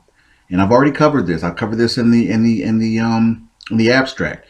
If you are not of the Negro E1B1A or any of its subgroups, you are not a Hebrew Israelite. And it's as simple as that. I've already logically and scientifically and genetically made the logical conclusion based on all the evidence that I've submitted so far that the E1B1A is the founding lineage for the ancient Israelite nation, meaning Abraham, Isaac, and Jacob possessed this E1B1A. So yes, this is the bloodline of Shem, contrary to all the information that's out there saying the exact opposite. Okay? And I've already proven that. No one can dispute that. So with that said, let's get into it. Let's deal with this. I'm gonna bring this out because there's still a lot of stuff out there that's just not quite right or whatever. So all right, now we're gonna keep this simple. Jacob was a black man. He was a Negro. All right, I've already established that, so I don't have to beat that about your head or whatever. Jacob was a Negro. Okay, he possessed the E1B1A Y-DNA haplotype that he passed on to all 12 of his Negro sons. Now, to hammer that point home, the 4 women that had his children were Leah, as you can see, Bilhah, Zilpah, and Rachel. All 4 of them were Hebrew Negro women. So a Negro man and a Negro woman is not going to have a Negro child in a Mexican or a Negro child and an Aborigine. I mean, come on, man. We need to get rid of all that. That's a bunch of foolishness. All those groups or those people, listen, stop it. Okay? Stop it. The 12 tribes of Israel are Negro. Bottom line. Okay? The 12 tribes of Israel today represent the E1B1A and all of its subgroups. That's Negroes and their seeds worldwide. Okay? So, with that said, it's simple. Like, for example, and I think I kind of touched on this a couple slides back, but Levi and Judah, matter of fact, Reuben, Levi, Judah, and Issachar were all born of Leah. So that means they had the same mother and father.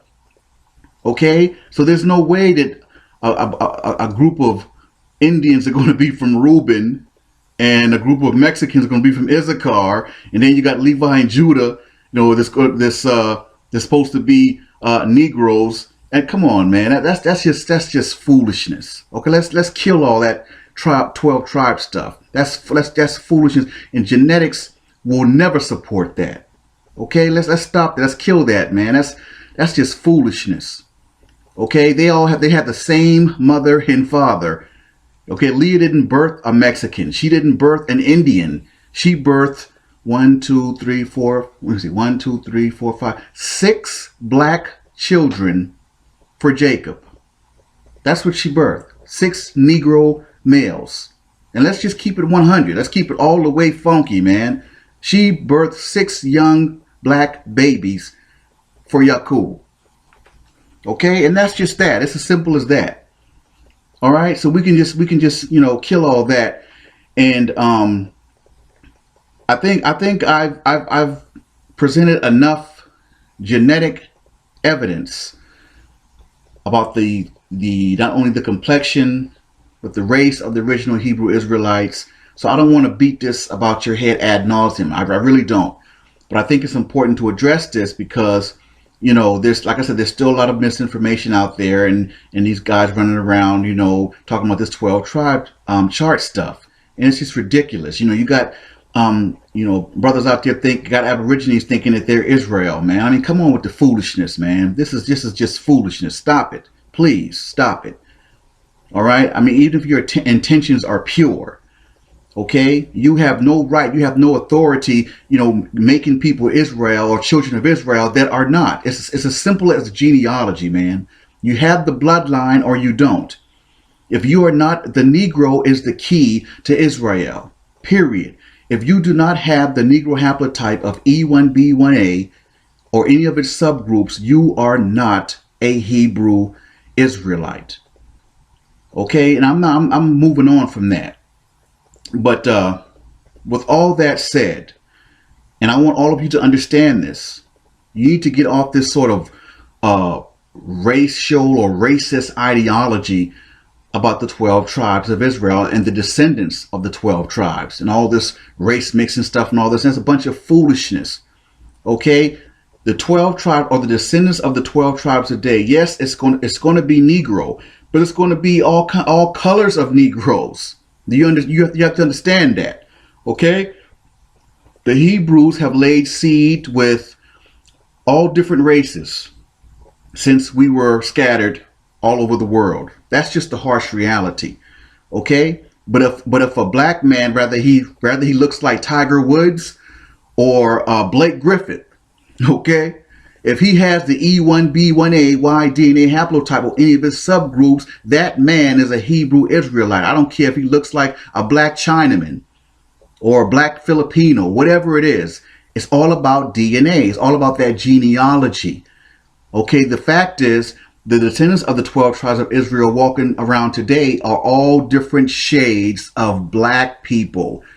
Not black people and Indians, black people and Aborigines and all this different kind of stuff. Yes, the Puerto Ricans, the Dominicans, the Cubans, yes, they all have a percentage of Hebrew Israelites. Not all of them, but they do have percentages of Hebrew Israelites within their group. So let's kill all this whole racist thing. The 12 tribes, the descendants of the 12 tribes of Israel walking around in the earth today are very mixed looking in terms of different shades of black.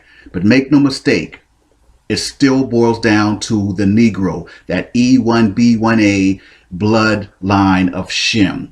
So with that said, I'm going to run off a whole bunch of pictures and slides of what the descendants of the 12 tribes of Israel look like today.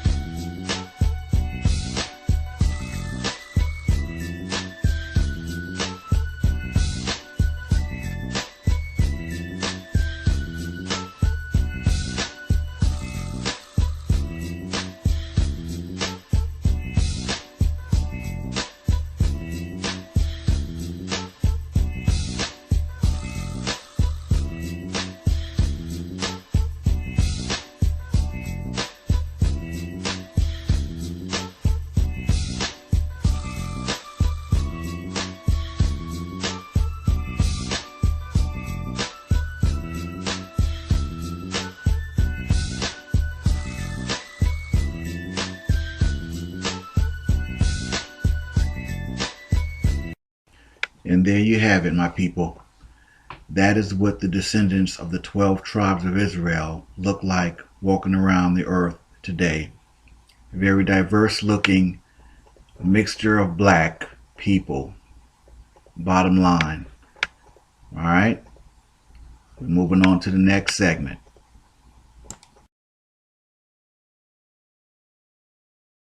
All right. Here is an addendum that I forgot to add on President Obama's Y-DNA haplotype of EM35 or the E1B1B.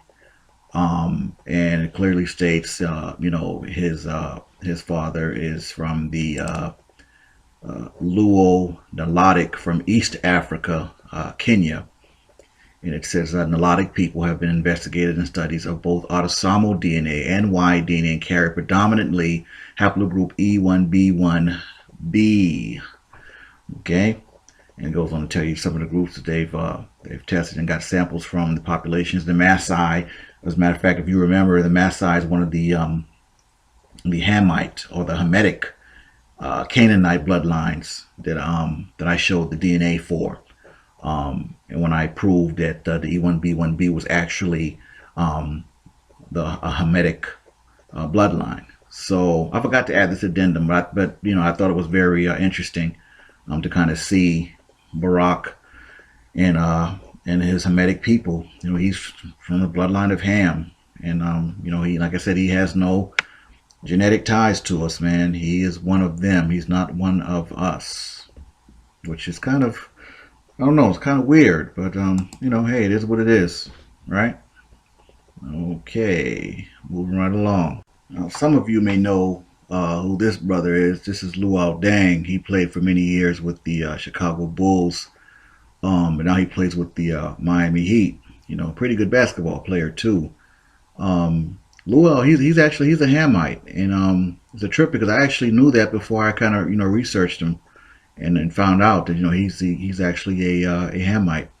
And I don't know, something about that Ham bloodline. I just can tell someone from the bloodline of Ham. I don't know if that's a gift or what, but anyway, yeah, it says Deng was born in West Sudan, now South Sudan, a member of the Dinka ethnic group. And I don't know if you remember, but I actually showed some DNA data on the Dinka, and we have, I mean, zero genetic ties with that group. I mean, it's so clear, man. I mean, the people that we are not a part of in terms of bloodline, but you cannot tell more than half the world that they're just lost in the sauce, man. They look at us and they just kind of want to lump everyone together because, oh, you're all black, African people, all this kind of stuff. But nah, it's not that simple, man. And you know, we're not all the same people. But you know, not to go on a tangent, but yeah, the brother right there, you know, Luol Deng, you know, he's a Hamitic brother, and you know, he's doing his thing in the NBA. So you know, shout out to Luol Deng.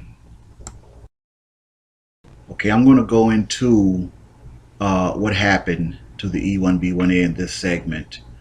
But the simple answer is there were a couple things that happened as to why DNA test does not show that the E1B1A is from Israel, and it would kill all this nonsense that goes on. But the simple answer is this: there were a couple things. Number one, there was a mass exodus and a mass migration of the Y-DNA haplotype of E1B1A. Bottom line, okay, and I'm going to show you exactly what happened and how it happened, okay, in this segment.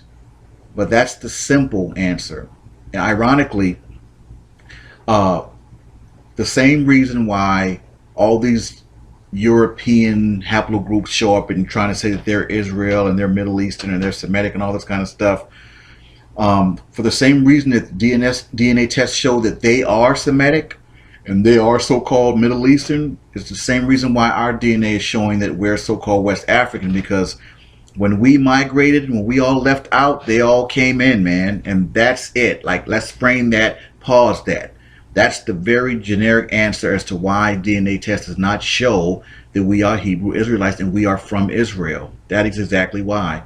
When we moved out, all these other rebel groups and invader groups moved in.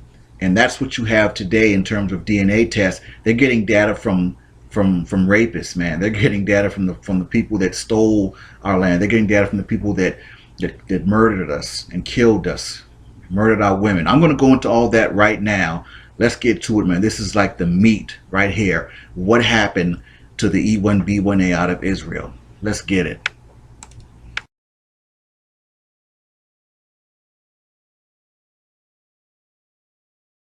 And this is where it all started for our people. Galatians 4:26 says, "But Jerusalem, which is above, is free, which is the mother of us all." So not only were we in our land, but we were in the actual motherland. And there we were, we enjoyed the protection of the Most High. We lived, we thrived. We were his people. At one point we did keep his laws, statutes, and commandments, because he said that he made in first person, said that in Deuteronomy 7:6, for thou art holy people unto the Lord thy God. The Lord thy God hath chosen thee to be a special people unto himself above all people that are upon the face of the earth. But see, with that, we have responsibility. And he said, now therefore, if you will not obey my voice indeed and keep my covenant, you shall be in a peculiar treasure unto me above all people, for all the earth is mine. But again, that was the deal. Yes, he said he chose us above all nations, but we were to keep his laws, statutes, and commandments, right? That is as simple as that. Now, I'm not saying that or going over this in a racial superiority kind of thing, whatever like that. This is the fact. This is our history. This is what it is. This is what they've been keeping hidden from us. The truth of who you really are. Okay, we are Hebrew Israelites, and that's the whole purpose of this presentation, to go into what happened. Now, I don't want to turn this into a movie per se, right? But the reality is, our history is very rich and very diverse, and like I told you before, I'm dealing with it. I'm going to bring it forth. Now, in the spirit of saving time, I'm going to kind of go over different things and touch on the things that are most important to the presentation in terms of what happened to us, and everything like that. But keep in mind, you can always go and do your own research and your own reading and studying by getting a King James Bible, and know that it's not a religious book. It's a history book, and it's about you. So knowing that, it gives you a different mindset going into it, reading it from in the beginning. All right, it's a history book, and a very very direct history book as well, and it tells you what happened to us, and where we fell short at, and where we fell out of graces and disfellowship with the Most High. Okay, for all intents purposes, we were in heaven on earth, man. We were his people. He was our God, and all we had to do, our end of the bargain, was to keep his laws, statutes, and commandments. Right? Have no other gods before him. Worship no other gods, but him. Whatever he admonished us to do. But somewhere along the line, we fell out of his graces. We would always question him. We started complaining. He brought us out of Egypt in bondage and everything. He did so much for us, and our people were really ungrateful. They were ungrateful. They were impatient. As a matter of fact, when Moses came down with the Ten Commandments, they were worshiping calves just that quick.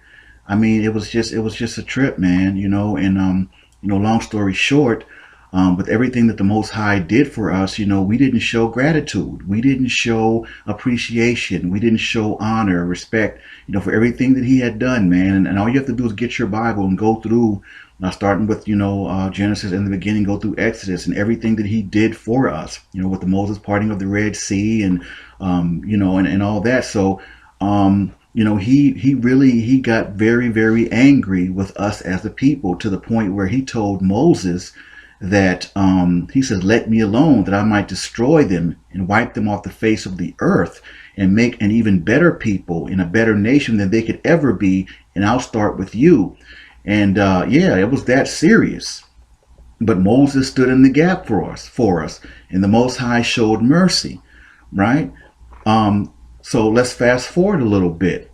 At the end of the day, when we get to Deuteronomy, at that point, the Most High said, listen, if you continue to choose not to hearken unto my voice, to follow my laws, statutes, and commandments, this is what's going to happen to you and your seed. And at that point, when he gave the prophecy of the curses that Israel would be under, right? You have to remember, all those curses were going to come to pass. Now I'm going to go into that into the next segment as far as the prophecies and the curses that apply to us and how it all ties in with the so-called African Americans and the Igbos and the slave ships and the transatlantic slave trade and all that. I'm going to get into that in the next segment. But before we get to that, I have to deal with this. What happened to us? Now, first and foremost, I have to let the Most High set it off, because Jesus prophesied that Jerusalem was going to be destroyed. Okay, and we're gonna deal with that right now and bring that forth. All right, here we go. So now remember when I said that the simple answer to what happened to us was that, basically we, our Y-DNA E1B1A left and all these other groups came in, right? Okay, we'll frame that. Pause it and frame that. All right, this is the Most High in Leviticus 26:33. He says in first person, this is the Most High talking, and I will scatter you among the heathen and will draw out a sword after you, and your land shall be desolate and your cities waste. So in lay terms, the Most High is telling you exactly what was going to happen, that there was going to be not a soul left in the land of Israel, in Jerusalem. And how do I know that? Well, let's bring up desolate and see what desolate means. Desolate, of a place deserted of people and in a state of bleak and dismal emptiness.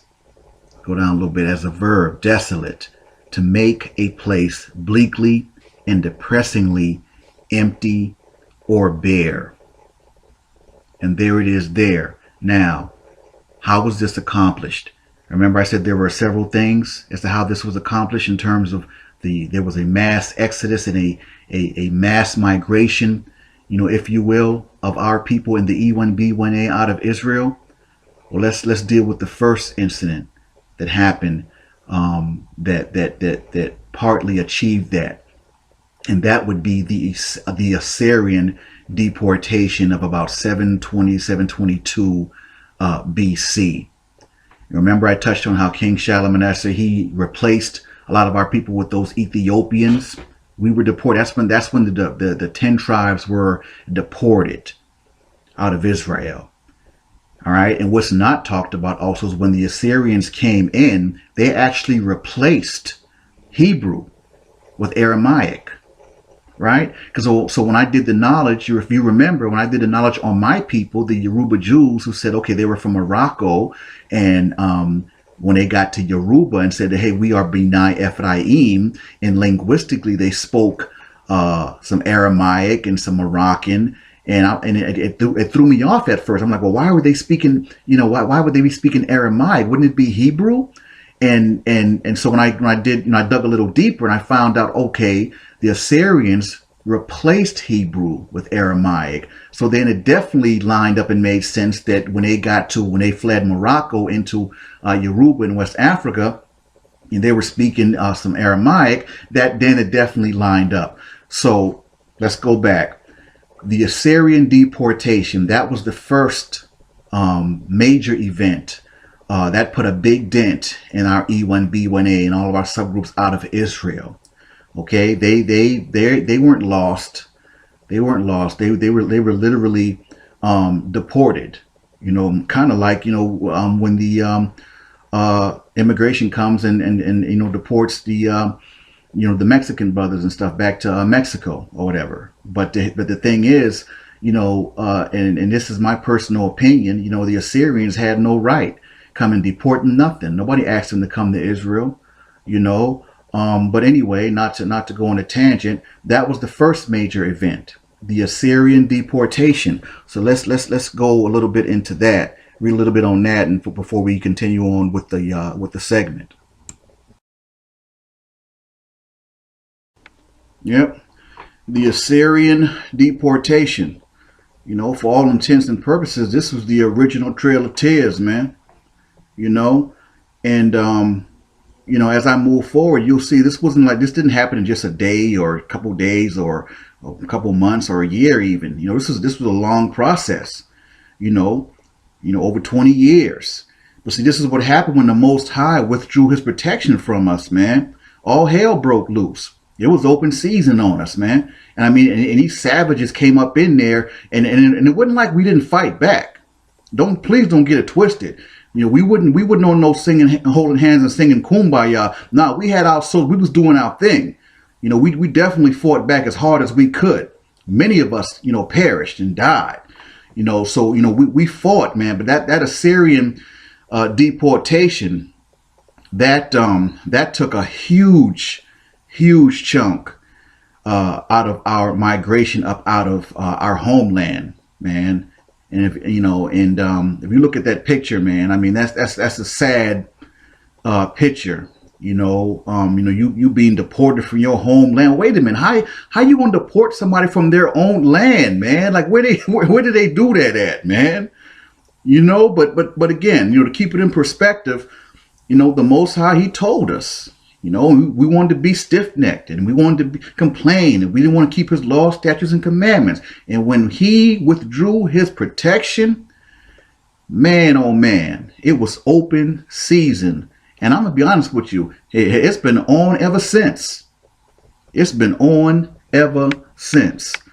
So let's go on to the next slide and you talk about this Assyrian deportation / captivity for a little bit before we move forward and talk about the next event that pretty much did us in and did away with the E1B1A out of Israel.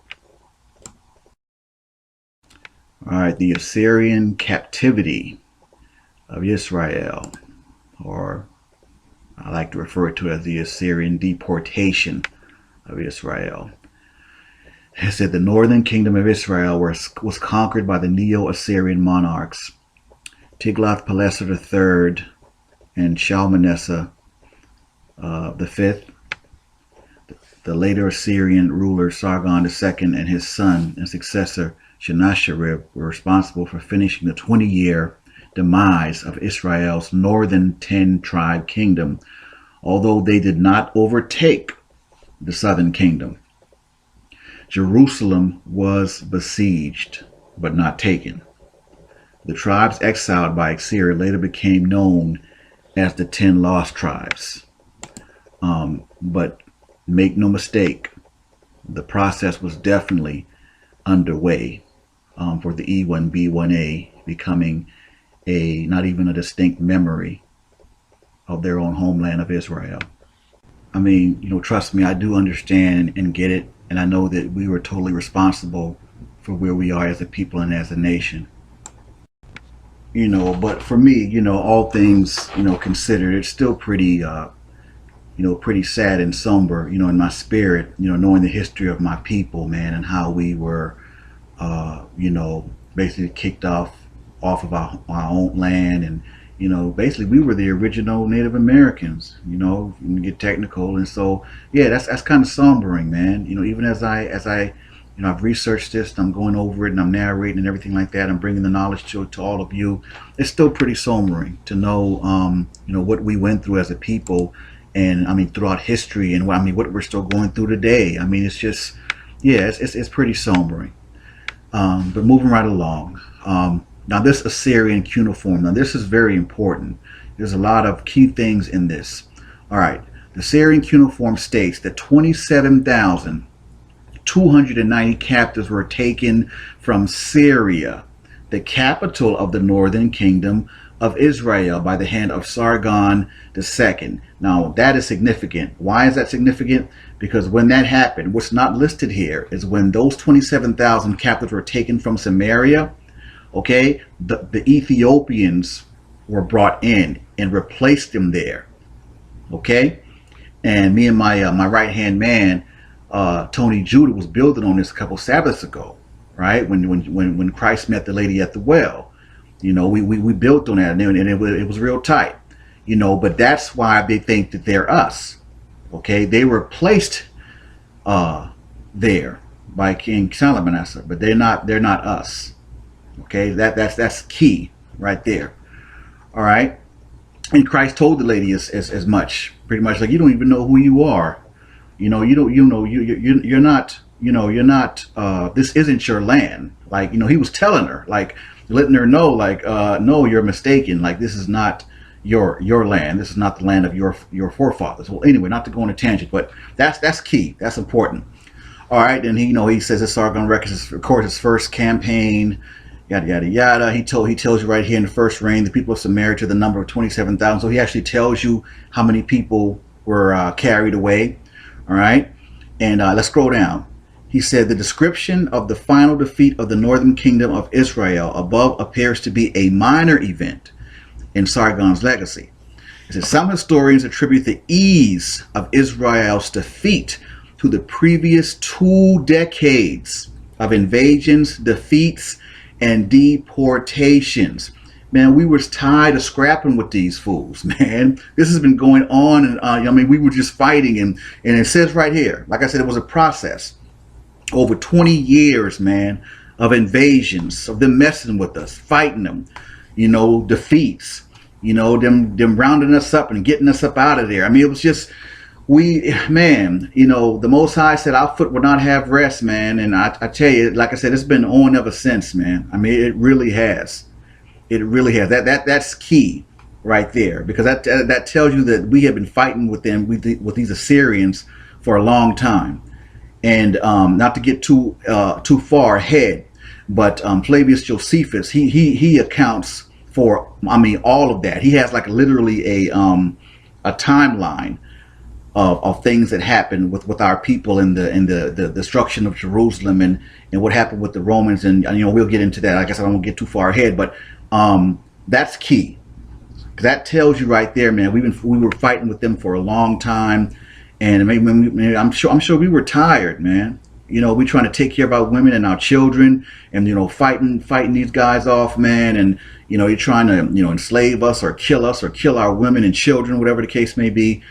And it was a very long process of going through that back and forth. I can't even imagine what they were going through, man. Like really, I mean, like they weren't messing with anyone. If you look at history, and this is what gets me to my heart about our people, man. And this lets me know that we definitely really are different, you know, in our spirit. Because if you look throughout history, you will not find not one time where Hebrew Israelites invaded nobody. We didn't enslave nobody. We mind our own business, man.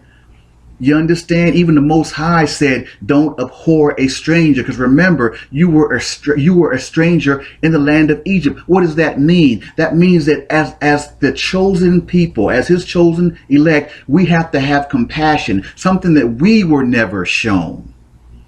Think about that for a minute, my people. Compassion. In spite of everything that we had been through, the Most High admonished us to still show compassion, and also not to ever oppress one another or enslave one another. You will not find anywhere in history where a Hebrew Israelite, where we invaded anyone, where we oppressed anyone. And all throughout history, man, ever since, you know, like I said, the Most High withdrew his protection, man, we was fighting for our lives, fighting for our freedom. I mean, it's been on ever since, man. Let me tell you something. Those curses are very real. The prophecies are very real. And I'm sorry I had to go off on a brief tangent, but I just had to speak on that, man. You know, you look at history, we've never invaded anyone. We've never oppressed anyone. Okay, that goes against our nature. That goes against what the Most High always admonished and expected from us as a people. Don't abhor that stranger. Because remember, you were a stranger in Egypt. Come on, man. Think about that. But here we are fighting off these Assyrians, fighting for our lives, fighting for our homeland. And as you can see, slowly but surely, man, it was slipping away. Slowly but surely, man, our Y-DNA of E1B1A was walking out of history. Literally. Slowly but surely. This is what you're listening to right now. This is what I'm bringing forth. All right. So let me continue. Let me read on. Some estimates assume a captivity numbering in the hundreds of thousands, minus those who died in defense of the kingdom, and minus those who fled. That's key too. Those who fled voluntarily before and during the invasions. That's key, because a lot of us did flee. We fled into West Africa. I'll get more into that in the next segment when I deal with the Roman destruction. But lastly, however, it has also been suggested that the numbers of deported by the Syrians were rather limited, and the bulk of the population remained in situ. There is also evidence that significant numbers fled south to the kingdom of Judah. And that's key, because that would explain how some tribes from the north, or like for example, why some from Ephraim actually got kind of caught up with Judah. And that's why we're kind of mixed up today, even in America. You have some from the tribe of Judah, from the tribe of Ephraim, with the Ebos over there, and they're from Gad. So that would actually explain the mixture. So with some from the north fleeing south, that definitely is key. And I wanted to kind of speak on that real quick. It's a trip how everything just kind of lines up, man. But everybody hang on in there. I've covered a lot. We're running up on the end part of the presentation. All right, now before I deal with the very last part of the Assyrian deportation, I want to refer back to, what the Most High said, in first person, because it's relevant, and it ties everything together. All right, Leviticus 26:32 and 33, he says, "And I will bring the land," which is Israel, "into desolation." And we already defined what desolation is. That means totally empty, devoid. "And your enemies, which dwell therein, shall be astonished at it.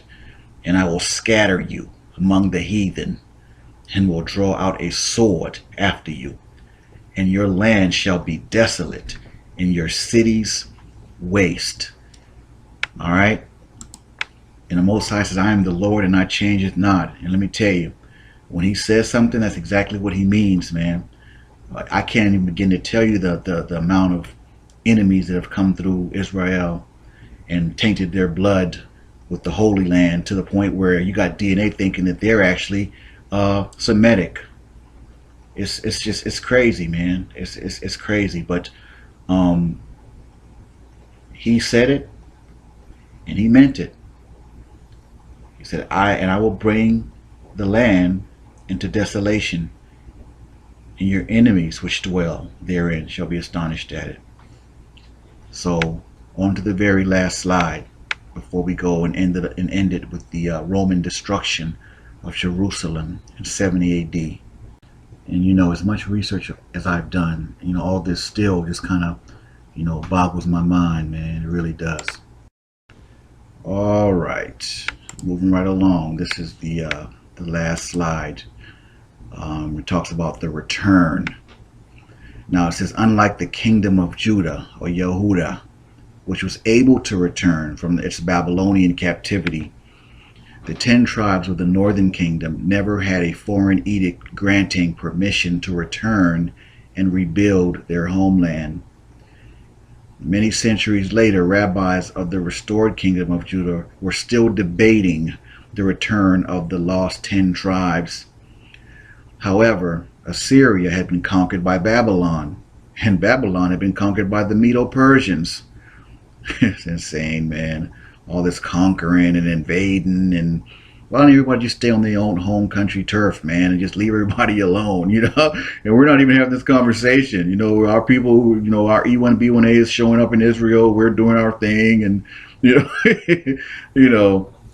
don't mind me. I'm just thinking out loud, man. But yeah, I kind of got a problem with that whole that lost 10 tribe thing. Tribes ain't lost, man. Like the brother said in the African Limba video, we are not lost. We are scattered. Yep, I agree. All right, we're moving right along to the next segment. The Roman destruction of Jerusalem, 70 AD, the event that ended it all. Okay, and once again, because it's important, the Most High had already put it out there, the total destruction of Israel, of Jerusalem. He said it was going to be desolate, okay, and the cities were going to be waste. All right, that was prophesied, and he said that in the first person. Okay, and then Christ, the Messiah, he prophesied that Jerusalem would be totally destroyed. And as you can see, he says, and Jesus said unto them, see ye not all these things? Verily I say unto you, there shall not be left here one stone upon another that shall not be thrown down. And that, my brothers and sisters, is him prophesying the total destruction, Roman destruction of Jerusalem, 70 AD. Again, the event that ended it all, and quite possibly the saddest day in the history of our people and the history of the E1B1A. Let's get it. Yeah, the Roman destruction of Jerusalem, 70 AD. When I say that, this is quite possibly the saddest day in the history of our people, in the history of our Y-DNA of E1B1A, that's definitely not an understatement. The Romans carried out, man, such, destruction, cold, callous, no mercy. They killed women, children, the elderly, priests. It was so many bodies that the Romans killed. They didn't have places to put the bodies, man.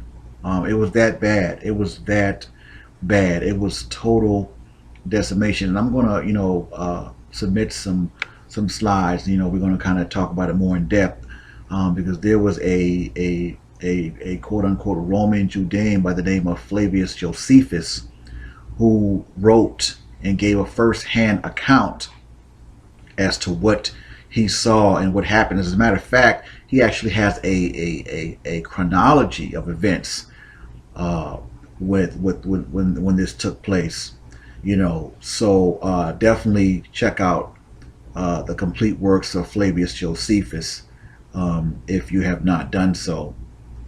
All right, because like I said, he gives firsthand knowledge on what he saw and what happened, man. And it was I can't even put it into words how awful and how bad it was, man. I'm serious. I'm not even over exaggerating. They did us dirty. They did us really, really dirty. Those Romans, man, they really did. But this event in human history is what completely altered the trajectory and migration of our Y-DNA haplogroup of E1B1A, our blood lineage, and our nationality as Hebrew Israelites. See, we either fled to West Africa, we were, captured and sold, as slaves there. We were constantly fighting, trying to avoid capture, trying to avoid being enslaved, by Arabs who, they tried to, come in and swoop in and at a bad time. And they were capitalists, man. And they knew that we were cursed, and they called us Yehudi. They knew that, man. They knew who we were, and they know who we are right now.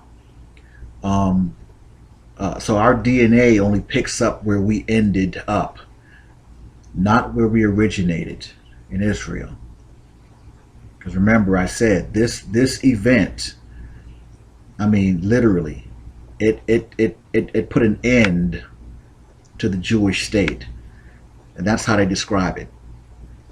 It literally put an end to the Jewish state. Now you might ask, well, so how does that exactly, show that, or how did it get rid of the E1B1A? Well, in simple terms, when it was all said and done, there was no one left.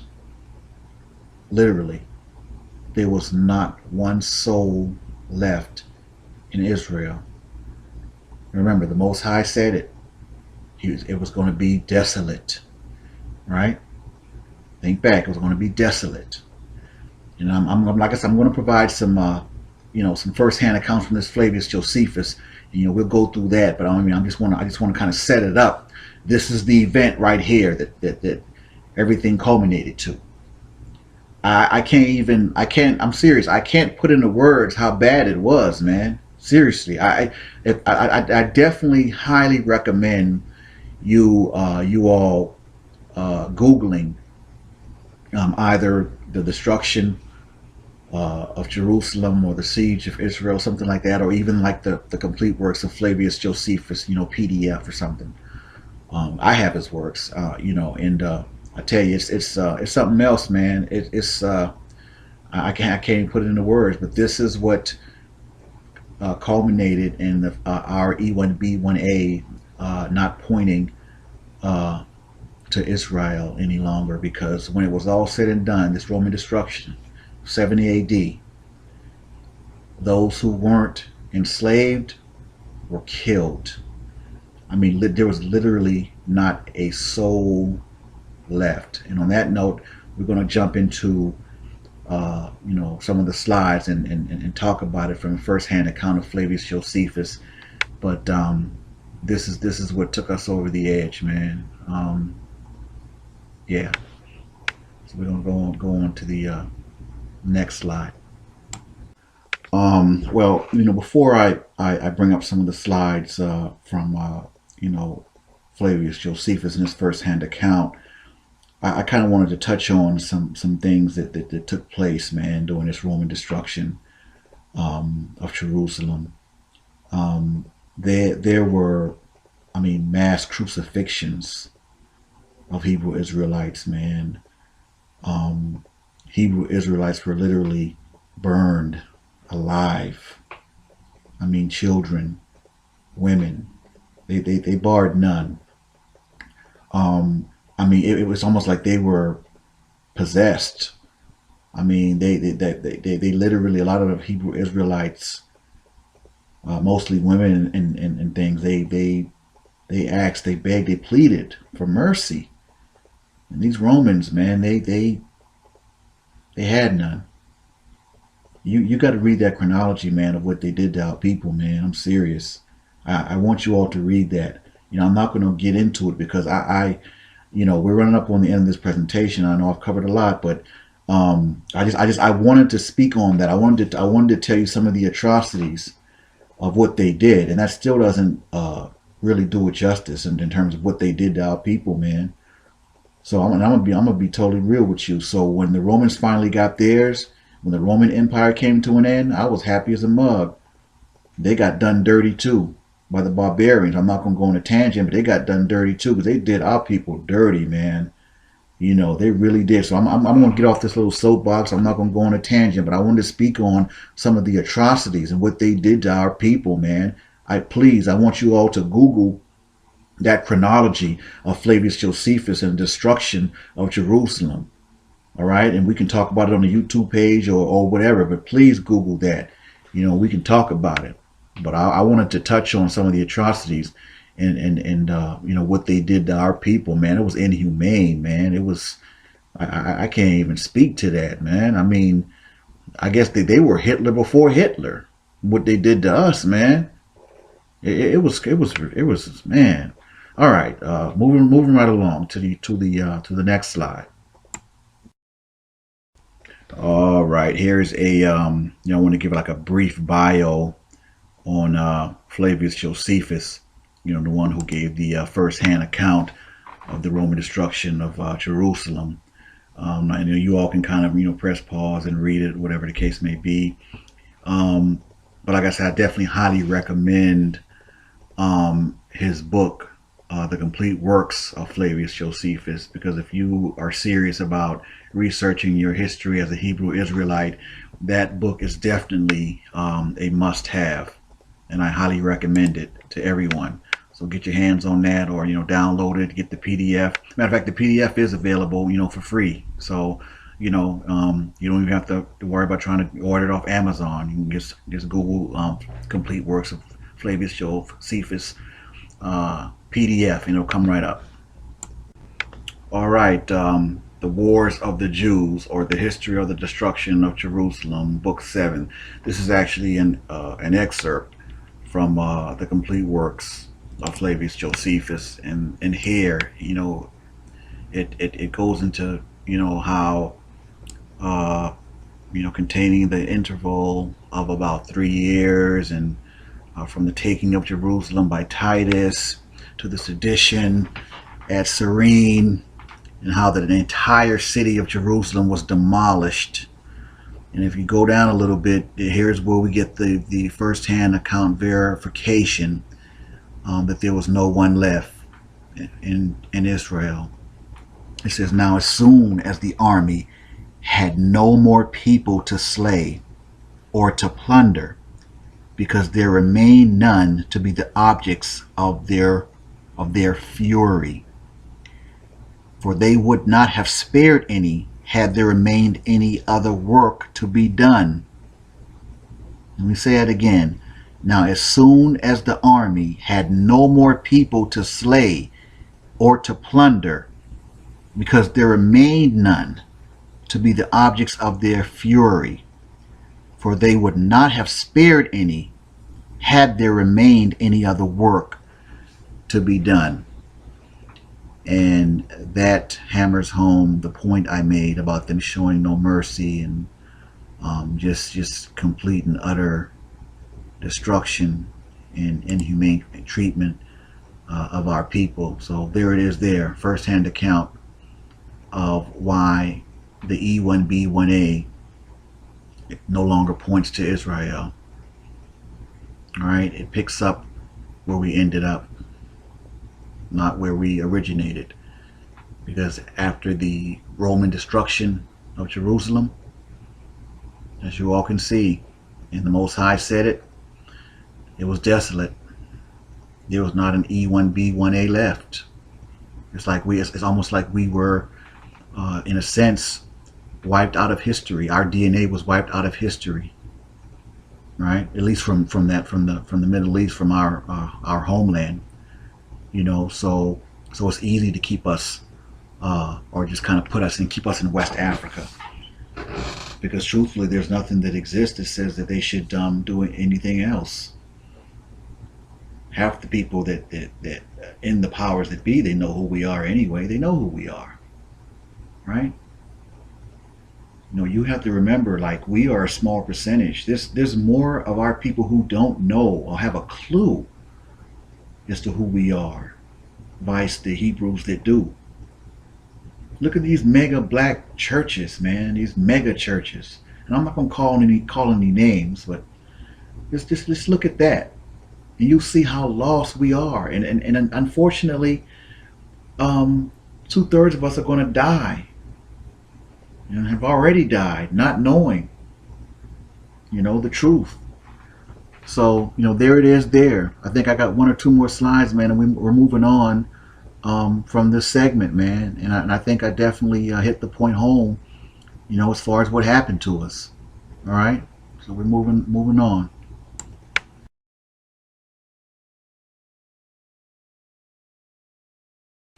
All right. Josephus claims that 1.1 million people were killed during the siege, of which a majority were Jewish. Really? And that 97,000 were captured and enslaved. Then it goes on to say, quote, the slaughter within was even more dreadful than the spectacle from without. Men and women, old and young, insurgents and priests, those who fought and those who entreated mercy, were honed down in indiscriminate carnage. The number of the slain exceeded that of the slayers. The legionaries had to clamor over heaps of dead to carry on the work of extermination. My God. Wow, man. It says many fled to the areas around the Mediterranean. Titus reportedly refused to accept a wreath of victory, saying that the victory did not come through his own efforts, but that he had merely served as an instrument of God's wrath. You know what? I just on to the next slide.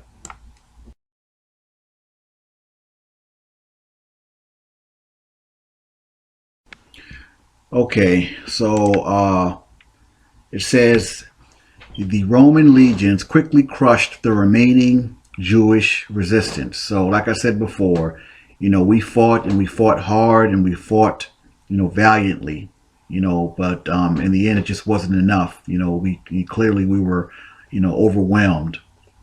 It says part of the remaining Jews escaped through hidden underground tunnels. Wow, okay. While others made a final stand in the upper city. This defense hailed the Roman advance as they had to construct siege towers to assail the remaining Jews. The city was completely under Roman control by September 7th, and the Romans continued to pursue those who had fled the city. Wow, talking about adding insult to injury. And I want you all to Google the Google Masada. All right, Google that in relation to the Hebrew Israelites and the Roman destruction. All right, all right.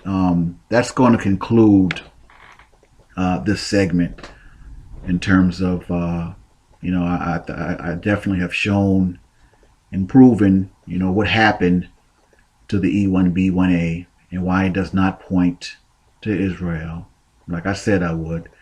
And that concludes this segment.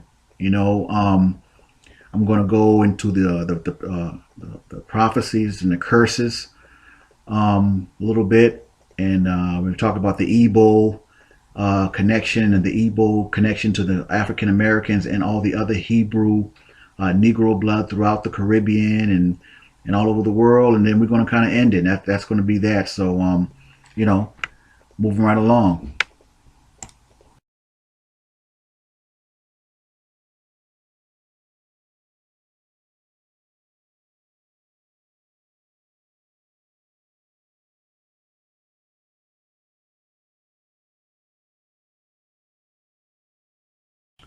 All right. Now, this segment I definitely wanted to add and touch on because it deals with who we are by way of Scripture. Now, that's one of the beautiful things I love about being me. Is that I have the knowledge and the wisdom of the genetics and the science and all that. But at the end of the day, it still goes back to Scripture for me. So now this isn't for my Hebrew brothers and sisters per se, but for those brothers and sisters who may have been watching my videos and still kind of putting all this stuff together, I want to show you from the scriptural standpoint. And I told you a couple segments back that the Holy Bible is actually your history book. It's not a religious book, contrary to popular belief. It's a history book, and it's about you. Okay, now these curses in the book of Deuteronomy, they deal specifically with our people or the children of Israel. Okay, those people, and I'll go through it in this segment, and I'll try not to draw it out too long, but I want you all to understand that no other group, okay, on this planet fits these curses. Okay, now I've already proven everything I needed to prove genetically in terms of who we are. Okay, we are Hebrew Israelites. As far as I'm concerned, the DNA is a cherry on top because I believed who we were just from Scripture, just from these scriptures. I mean, truth be told. But I'm also a firm believer in that it's not about what you believe or what you believe It's what you can prove, right? So with that said, I'm going to go through this section, the curses in the book of Deuteronomy, and show you how it identifies and is talking about us, all right, to the T. So we're going to start here with Deuteronomy 28:15, and it says, "But it shall come to pass, if thou wilt not hearken unto the voice of the Lord thy God, to observe to do all his commandments and his statutes, which I command thee this day, that all these curses shall come upon thee and overtake thee." Okay, Deuteronomy 28:68. This is the scripture that I consider the foundational basis for who we are in the with the curses in the book of Deuteronomy. And it says, "And the Lord shall bring thee into Egypt, which is slavery, again with ships, by the way whereof I spake unto thee.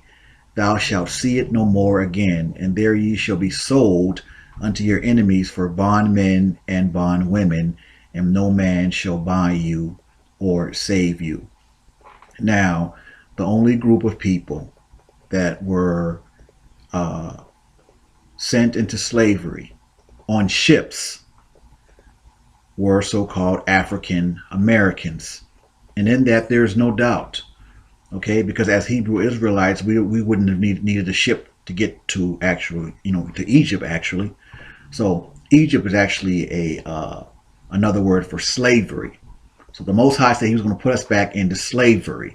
Okay, now, the West Africans that were sold to the Europeans into slavery came from Nigeria. Okay, and those West Africans, quote unquote, that was on those ships coming into slavery via the transatlantic slave trade, guess what? They mostly were Igbos. Okay, so let's put it together. So the Igbos are actually what we call African Americans now today in America. Right. So the E1B1A, that's why we share that, because most of us are descended from the Igbos. The Igbos are the ones that were on those ships that went into slavery and got sent all over the place in the transatlantic slave trade. So truth be told, the Igbo, that is the key in the Negro Hebrew blood that was sent off to Puerto Rico, to Brazil, to the West Indies. Right. So like, see, now you're clicking. The mind is clicking now, right? All right. So I'm tying all these things together. Okay. That's why it says so-called African Americans are actually Igbos, or the descendants of Igbos. All right. Let's move on. Let's continue. This is the story of the Igbo, 25 million strong, a people once under siege by their very own government, Biafra declared its independence. and a people once captured and shipped across the Atlantic by the hundreds of thousands. A people who helped build America, and a people whose descendants are now discovering their Igbo roots, raising questions of cultural identity for countless African Americans. Many African Americans actually do not know that they have Igbo heritage. The chances of their being Igbo is much, much higher than their chances of coming from Ghana or from Western Nigeria. If you're from the right county in Virginia, you probably have a 60% chance of having Igbo ancestry. All right. Now, I included that little piece on the Igbo so you could visually tie in what I had just told you about the Igbo, African American, and all the other Negro-related groups throughout the world, pretty much, and how they're all connected to the Igbo. It all points back to the Igbo. So back to the curses of the book of Deuteronomy. All right. Now, in these next few curses, they're going to detail the life of a so-called slave here in America to the letter, starting with Deuteronomy 28 and 30. It says, "Thou shalt betroth a wife, and another man shall lie with her. Thou shalt build a house, and thou shalt not dwell therein. And thou shalt plant a vineyard, and thou shalt not gather the grapes thereof." Betrothing a wife and another man lying with her, that is the so-called African or black slave, and the slave master sleeping with his wife at will. And it was common knowledge that happened all the time, and happened quite a bit. All right, on to the next one. All right, Deuteronomy 28 and 41 says that thou shalt beget sons and daughters, but thou shalt not enjoy them, for they shall go into captivity. And it's also common knowledge that the children were always literally yanked from the arms of their slave mothers and fathers and sold into slavery. This was commonplace, and even in that movie Roots, man, it was real popular when they sold off. Even though Kizzy was grown, they sold her off against the wishes of her mothers and fathers. So that went on a lot, and that definitely ties in with the African slave experience here in America. All right.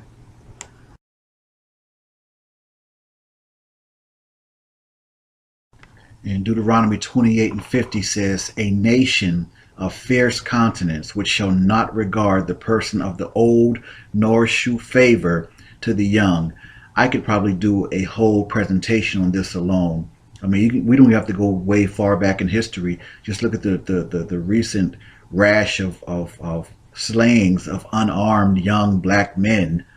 And then, of course, you go to history. Look at Emmett Till, 14 years old, man. I mean, he was a child, and grown men beat and torture him, for allegedly whistling at a white lady, right? 14 years old, he was a child. Look at George Stinney. He was 14 years old, the youngest person ever electrocuted, man. The state of South Carolina killed that young man, railroaded him for a crime he couldn't have committed, and he didn't commit it. And the old pervert white man who actually committed the crime and killed the two little girls, he admitted on his deathbed, and they still have yet to give that young man a pardon, in his death.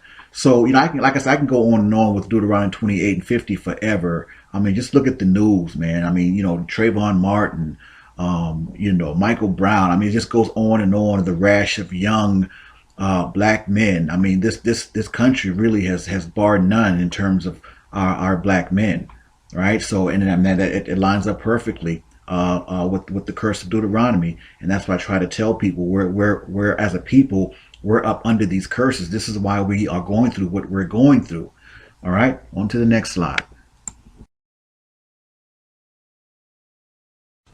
In Deuteronomy 28:48 says, therefore shalt thou serve thine enemies, which the Lord shall send against thee, in hunger, and in thirst, and in nakedness, and in want of all things. And he shall put a yoke of iron upon thy neck, until he hath destroyed thee. Man, you know what? I'm going to let the picture speak for itself on this scripture. Yoke of iron upon thy neck. And if that ain't so-called African American slavery here in America, I don't know what is. But yeah, I'm gonna let the pictures speak to the visuals with the yoke of iron around the neck, and that speaks for itself. But to add real quick, now the slaves that were sent all over the place. Now again, we all fall up under the same curse. So yes, I'm pretty sure there were other slaves in these different islands and Portugal and all this kind of stuff that experienced the yoke. So I don't want to make it seem like African Americans was the yoke was exclusively on our ancestors' necks, because we all fell up under the same curses and we were all slaves. The Igbos were sent all over the place. So I want to kind of clear that up. I'm not trying to say that so-called African Americans were the only ones that had yoke of irons on the neck, because all of the rest of our people that were sent all over the place were slaves and probably had yokes of iron around their neck as well. So I just kind of wanted to clarify that. All right, my people. So there it is there. The curses in the book of Deuteronomy. Now I implore each and every one of you to, you can watch this video as many times as you need to, but and that's fine, and share it, with all your friends and everything. But I implore each and every one of you to get your Bibles out, hit up Google, do your own research, take what I've given you and run with it. Okay, I assume and I hope that someone will take the work that I'm doing and take it to an even higher level, for our people and for the nation. Like I said, I'm not a geneticist, right? And I'll go into all that in the summation. But in terms of ending this segment with the book of Deuteronomy and the curses, my people, you have to understand. Some of us will read those curses and still deny or not see what it's telling them right there in the in their face, telling you who you are. I mean, just that, and I didn't include every single. I just included the top ones or whatever. That explains our experience here, our ancestors' experience, slavery experience here in America, and I'm sure, like I said previously, a lot of our people that were sent all over the place, and and slavery experienced a lot of those things as well. And I can't forget our people in Nigeria with the whole Biafra massacre. And I mean, Google that. You understand? Google that. I mean, we lost, man. I'm telling you, we've been up under these curses, and we are all from the same seed. So we've all been affected by the curses of the Book of Deuteronomy. Please don't get it twisted. If after you've read all those curses, look at this video, and you still don't understand or don't get it, then you just weren't meant to get it. You were obviously destined to die as one of those ones who belongs in the 2/3. All right, and that's all I can really say. But I'm not going to speak too long here. I just wanted to end this segment, and I definitely wanted to get some scripture in and talk about how it refers to us and identifies us as Hebrew Israelites. And like I said, it described our experience to the T. Right. So with that said, unless I have some addendums that I might want to add, that really concludes this presentation. All right, I'm going to offer a summation, tie everything all together, and that's going to be that. But I want to thank everyone for supporting me and sharing all my videos, and I appreciate all your comments and engaging me in the Facebook community, and the Hebrew Haplogroup Nation, man. We're rising. So let's get the truth out there, man. I appreciate each and every one of you, and I'm going to continue to bring you the absolute truth. All right. And on that note, I'm going to go ahead and bid everyone shalom, and I'm going to end this entire presentation with a summation, and that'll totally end everything. But lastly, Psalm 83:4. That's one of my most favorite. It says, "They have said, 'Come, and let us cut them off from being a nation, that the name of Israel may be no more in remembrance.'" And my people, I submit to each and every one of you, that's exactly what they've done. Because many of us, we have no idea who we really are, even when faced with evidence, proof. We are so lost, man. It's ridiculous. But only thing I can say is I will continue to do my part to fight, man, to get the truth out, and try to awaken as many of my people as I can. That's all I can say. That's all I can do, and that's my prayer, and that's my hope. But you have to have the spirit of discernment and be receiving, and know who's talking to you and who's talking to your spirit, man. I mean, because we're messed up. We have to come from Christianity. That's not who we are. And when I say we have to come from Christianity, that's not a knock against Christ, because Christ is the King of Israel.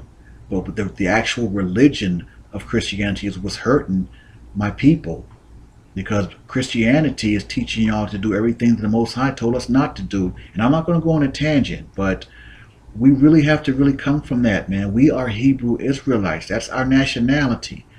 Okay, it's not a religion. It's a way of life. That's our nationality. That's who we really are. We're not from Africa and all that. But again, I just want to kind of speak to that real quick. I'm going to come with the summation, and I'm going to end this thing out. All right? Shalom, everyone. Before I embarked on this journey, committing to extensive and sometimes exhaustive research for putting this historic and revelatory presentation together, the first of its kind, actually, I made a pledge to each of you that it would be extremely comprehensive and no stone would be left unturned. As such, I pledged that once the presentation was completed, regardless of length, I would leave no doubt as to who the Hebrew Israelites were and who the descendants of the 12 tribes of Israel are in the earth today. From my very first DNA teaching video to my personal DNA results video, which I highly recommend viewing to those who haven't done so already, my constant position has been that it's not simply about beliefs or even a belief system. It's not about what you think. See, anyone can say anything, but that doesn't make it true, and it certainly doesn't make it factual. So you could have been told a lie your entire life with respect to your history, who you are, who your biological parent or parents are, your ancestors and place of origin, etc. But your DNA can and will reveal your genetic truth. DNA separates fact from fiction, and it takes the guesswork out. It can either verify long-held family oral traditions that have been passed down for many years, or totally refute it, as in the case of the Tennessee Melungeons, a mixed race of people who for many, many years claimed to be of some type of exotic Portuguese mixture in other races, but didn't identify with one per se. Well, DNA revealed the Melungeons' true origin. Their bloodline was the result of an African male, or what geneticists call sub-Saharan African, and a European woman. And just like that, all the exotic sensational rhetoric regarding their place of origin went right out of the window. But see, that's the power of DNA and genetics. And with that same power, I was able to establish the bloodline of Shem and the bloodline of Ham, both sons of Noah. For many years, Negroes were told that we were from the bloodline of Ham. But the Zondervan Compact Bible Dictionary directly refuted that when it said that Ham became the progenitor of the dark races to include Ethiopians, Egyptians, Canaanites or Africans, and Libyans, but not the Negroes. And just like that, the floodgates toward genetic enlightenment were opened. If Negroes, who are a dark race, were not of Ham, then that would mean two things. One, that they were actually of Shem, and two, genetically, they would not have the same Y-DNA haplotype as those groups listed in the Zondervan Compact Bible Dictionary as Hamites. And sure enough, upon genetic and DNA research, I was able to establish the Y-DNA haplotype of those groups listed as Hamites in the Compact Bible Dictionary as E1B1B, and the Negroes, or so-called African Americans' Y-DNA haplotype as E1B1A, thereby proving conclusively and by genetics, after years being told and taught that Negroes and so-called African Americans were of Ham, that Negroes aren't from the bloodline of Ham after all.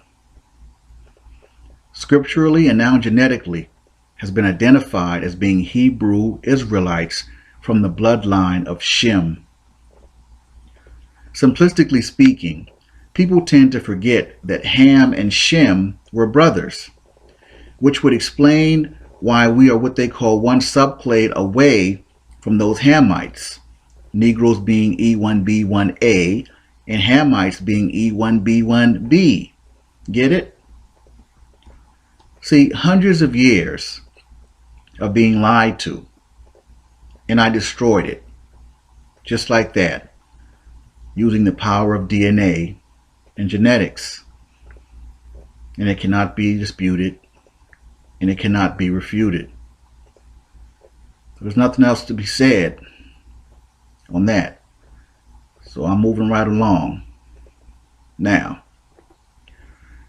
DNA evidence is lacking to substantiate the claim that Ethiopians are descendants of King Solomon by the way of the Queen of Sheba.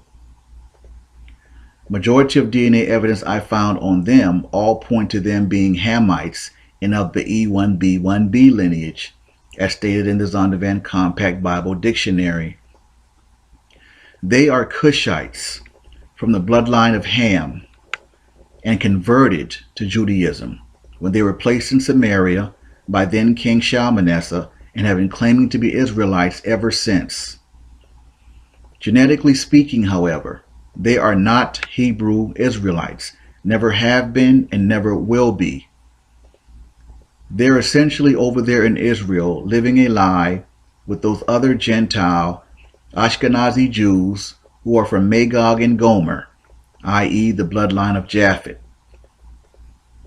See, I speak with authority and much confidence because what I'm saying is backed not only by scripture, but by science.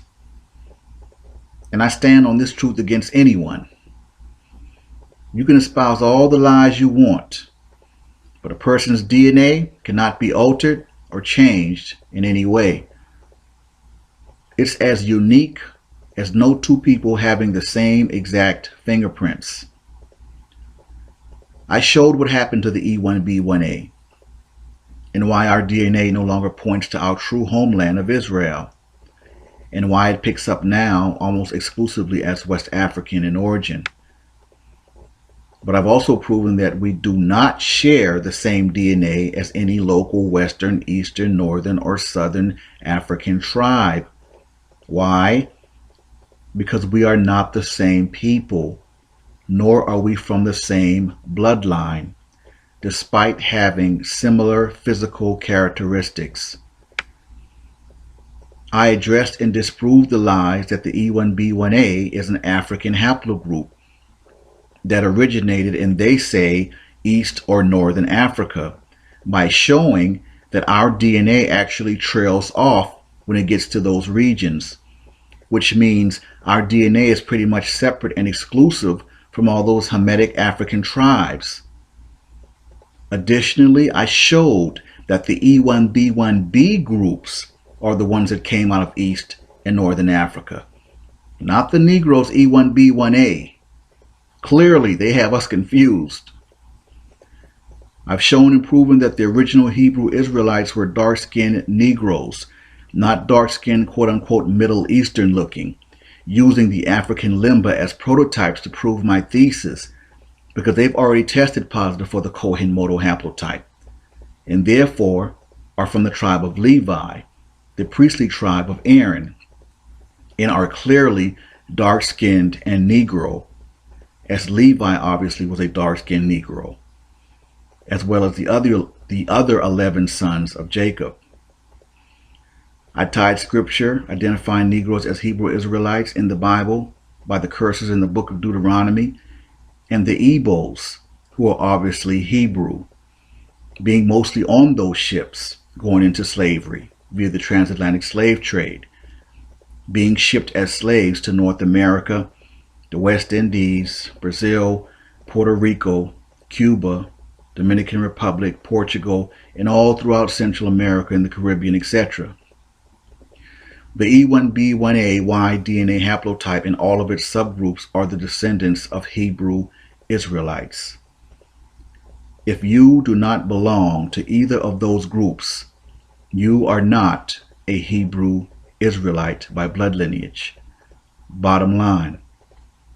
I don't care what lies other people have been telling you and getting you to believe. Now, I don't care what group it is. All right? That information is false. I already dissected the 12-tribe chart genetically.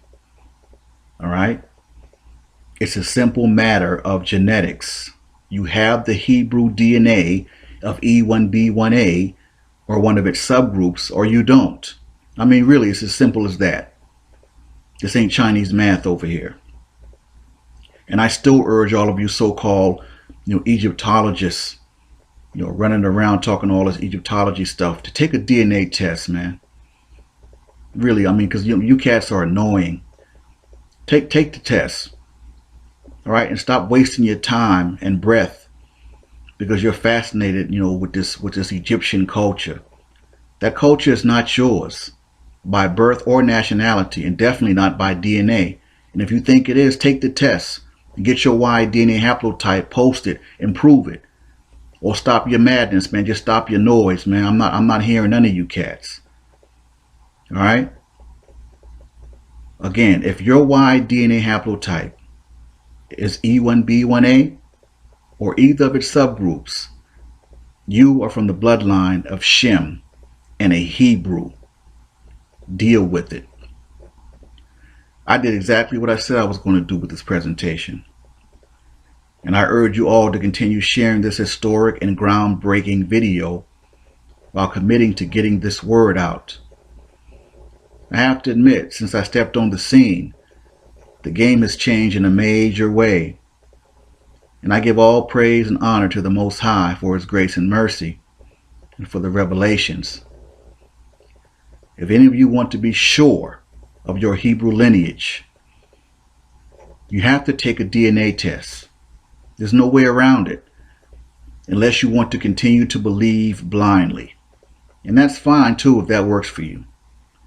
But they are brothers and sisters, and right here in America, that look like us, but are not from our bloodline. Not a huge percentage, but they exist. This is why DNA testing is crucial, to obtain that Y-DNA haplotype and know for sure. I'm E1B1A 7A. Hebrew Israelite all day, man. Y-DNA Haplotype. And on that note, I conclude this presentation. I thank you all for your continued support, and I bid you shalom.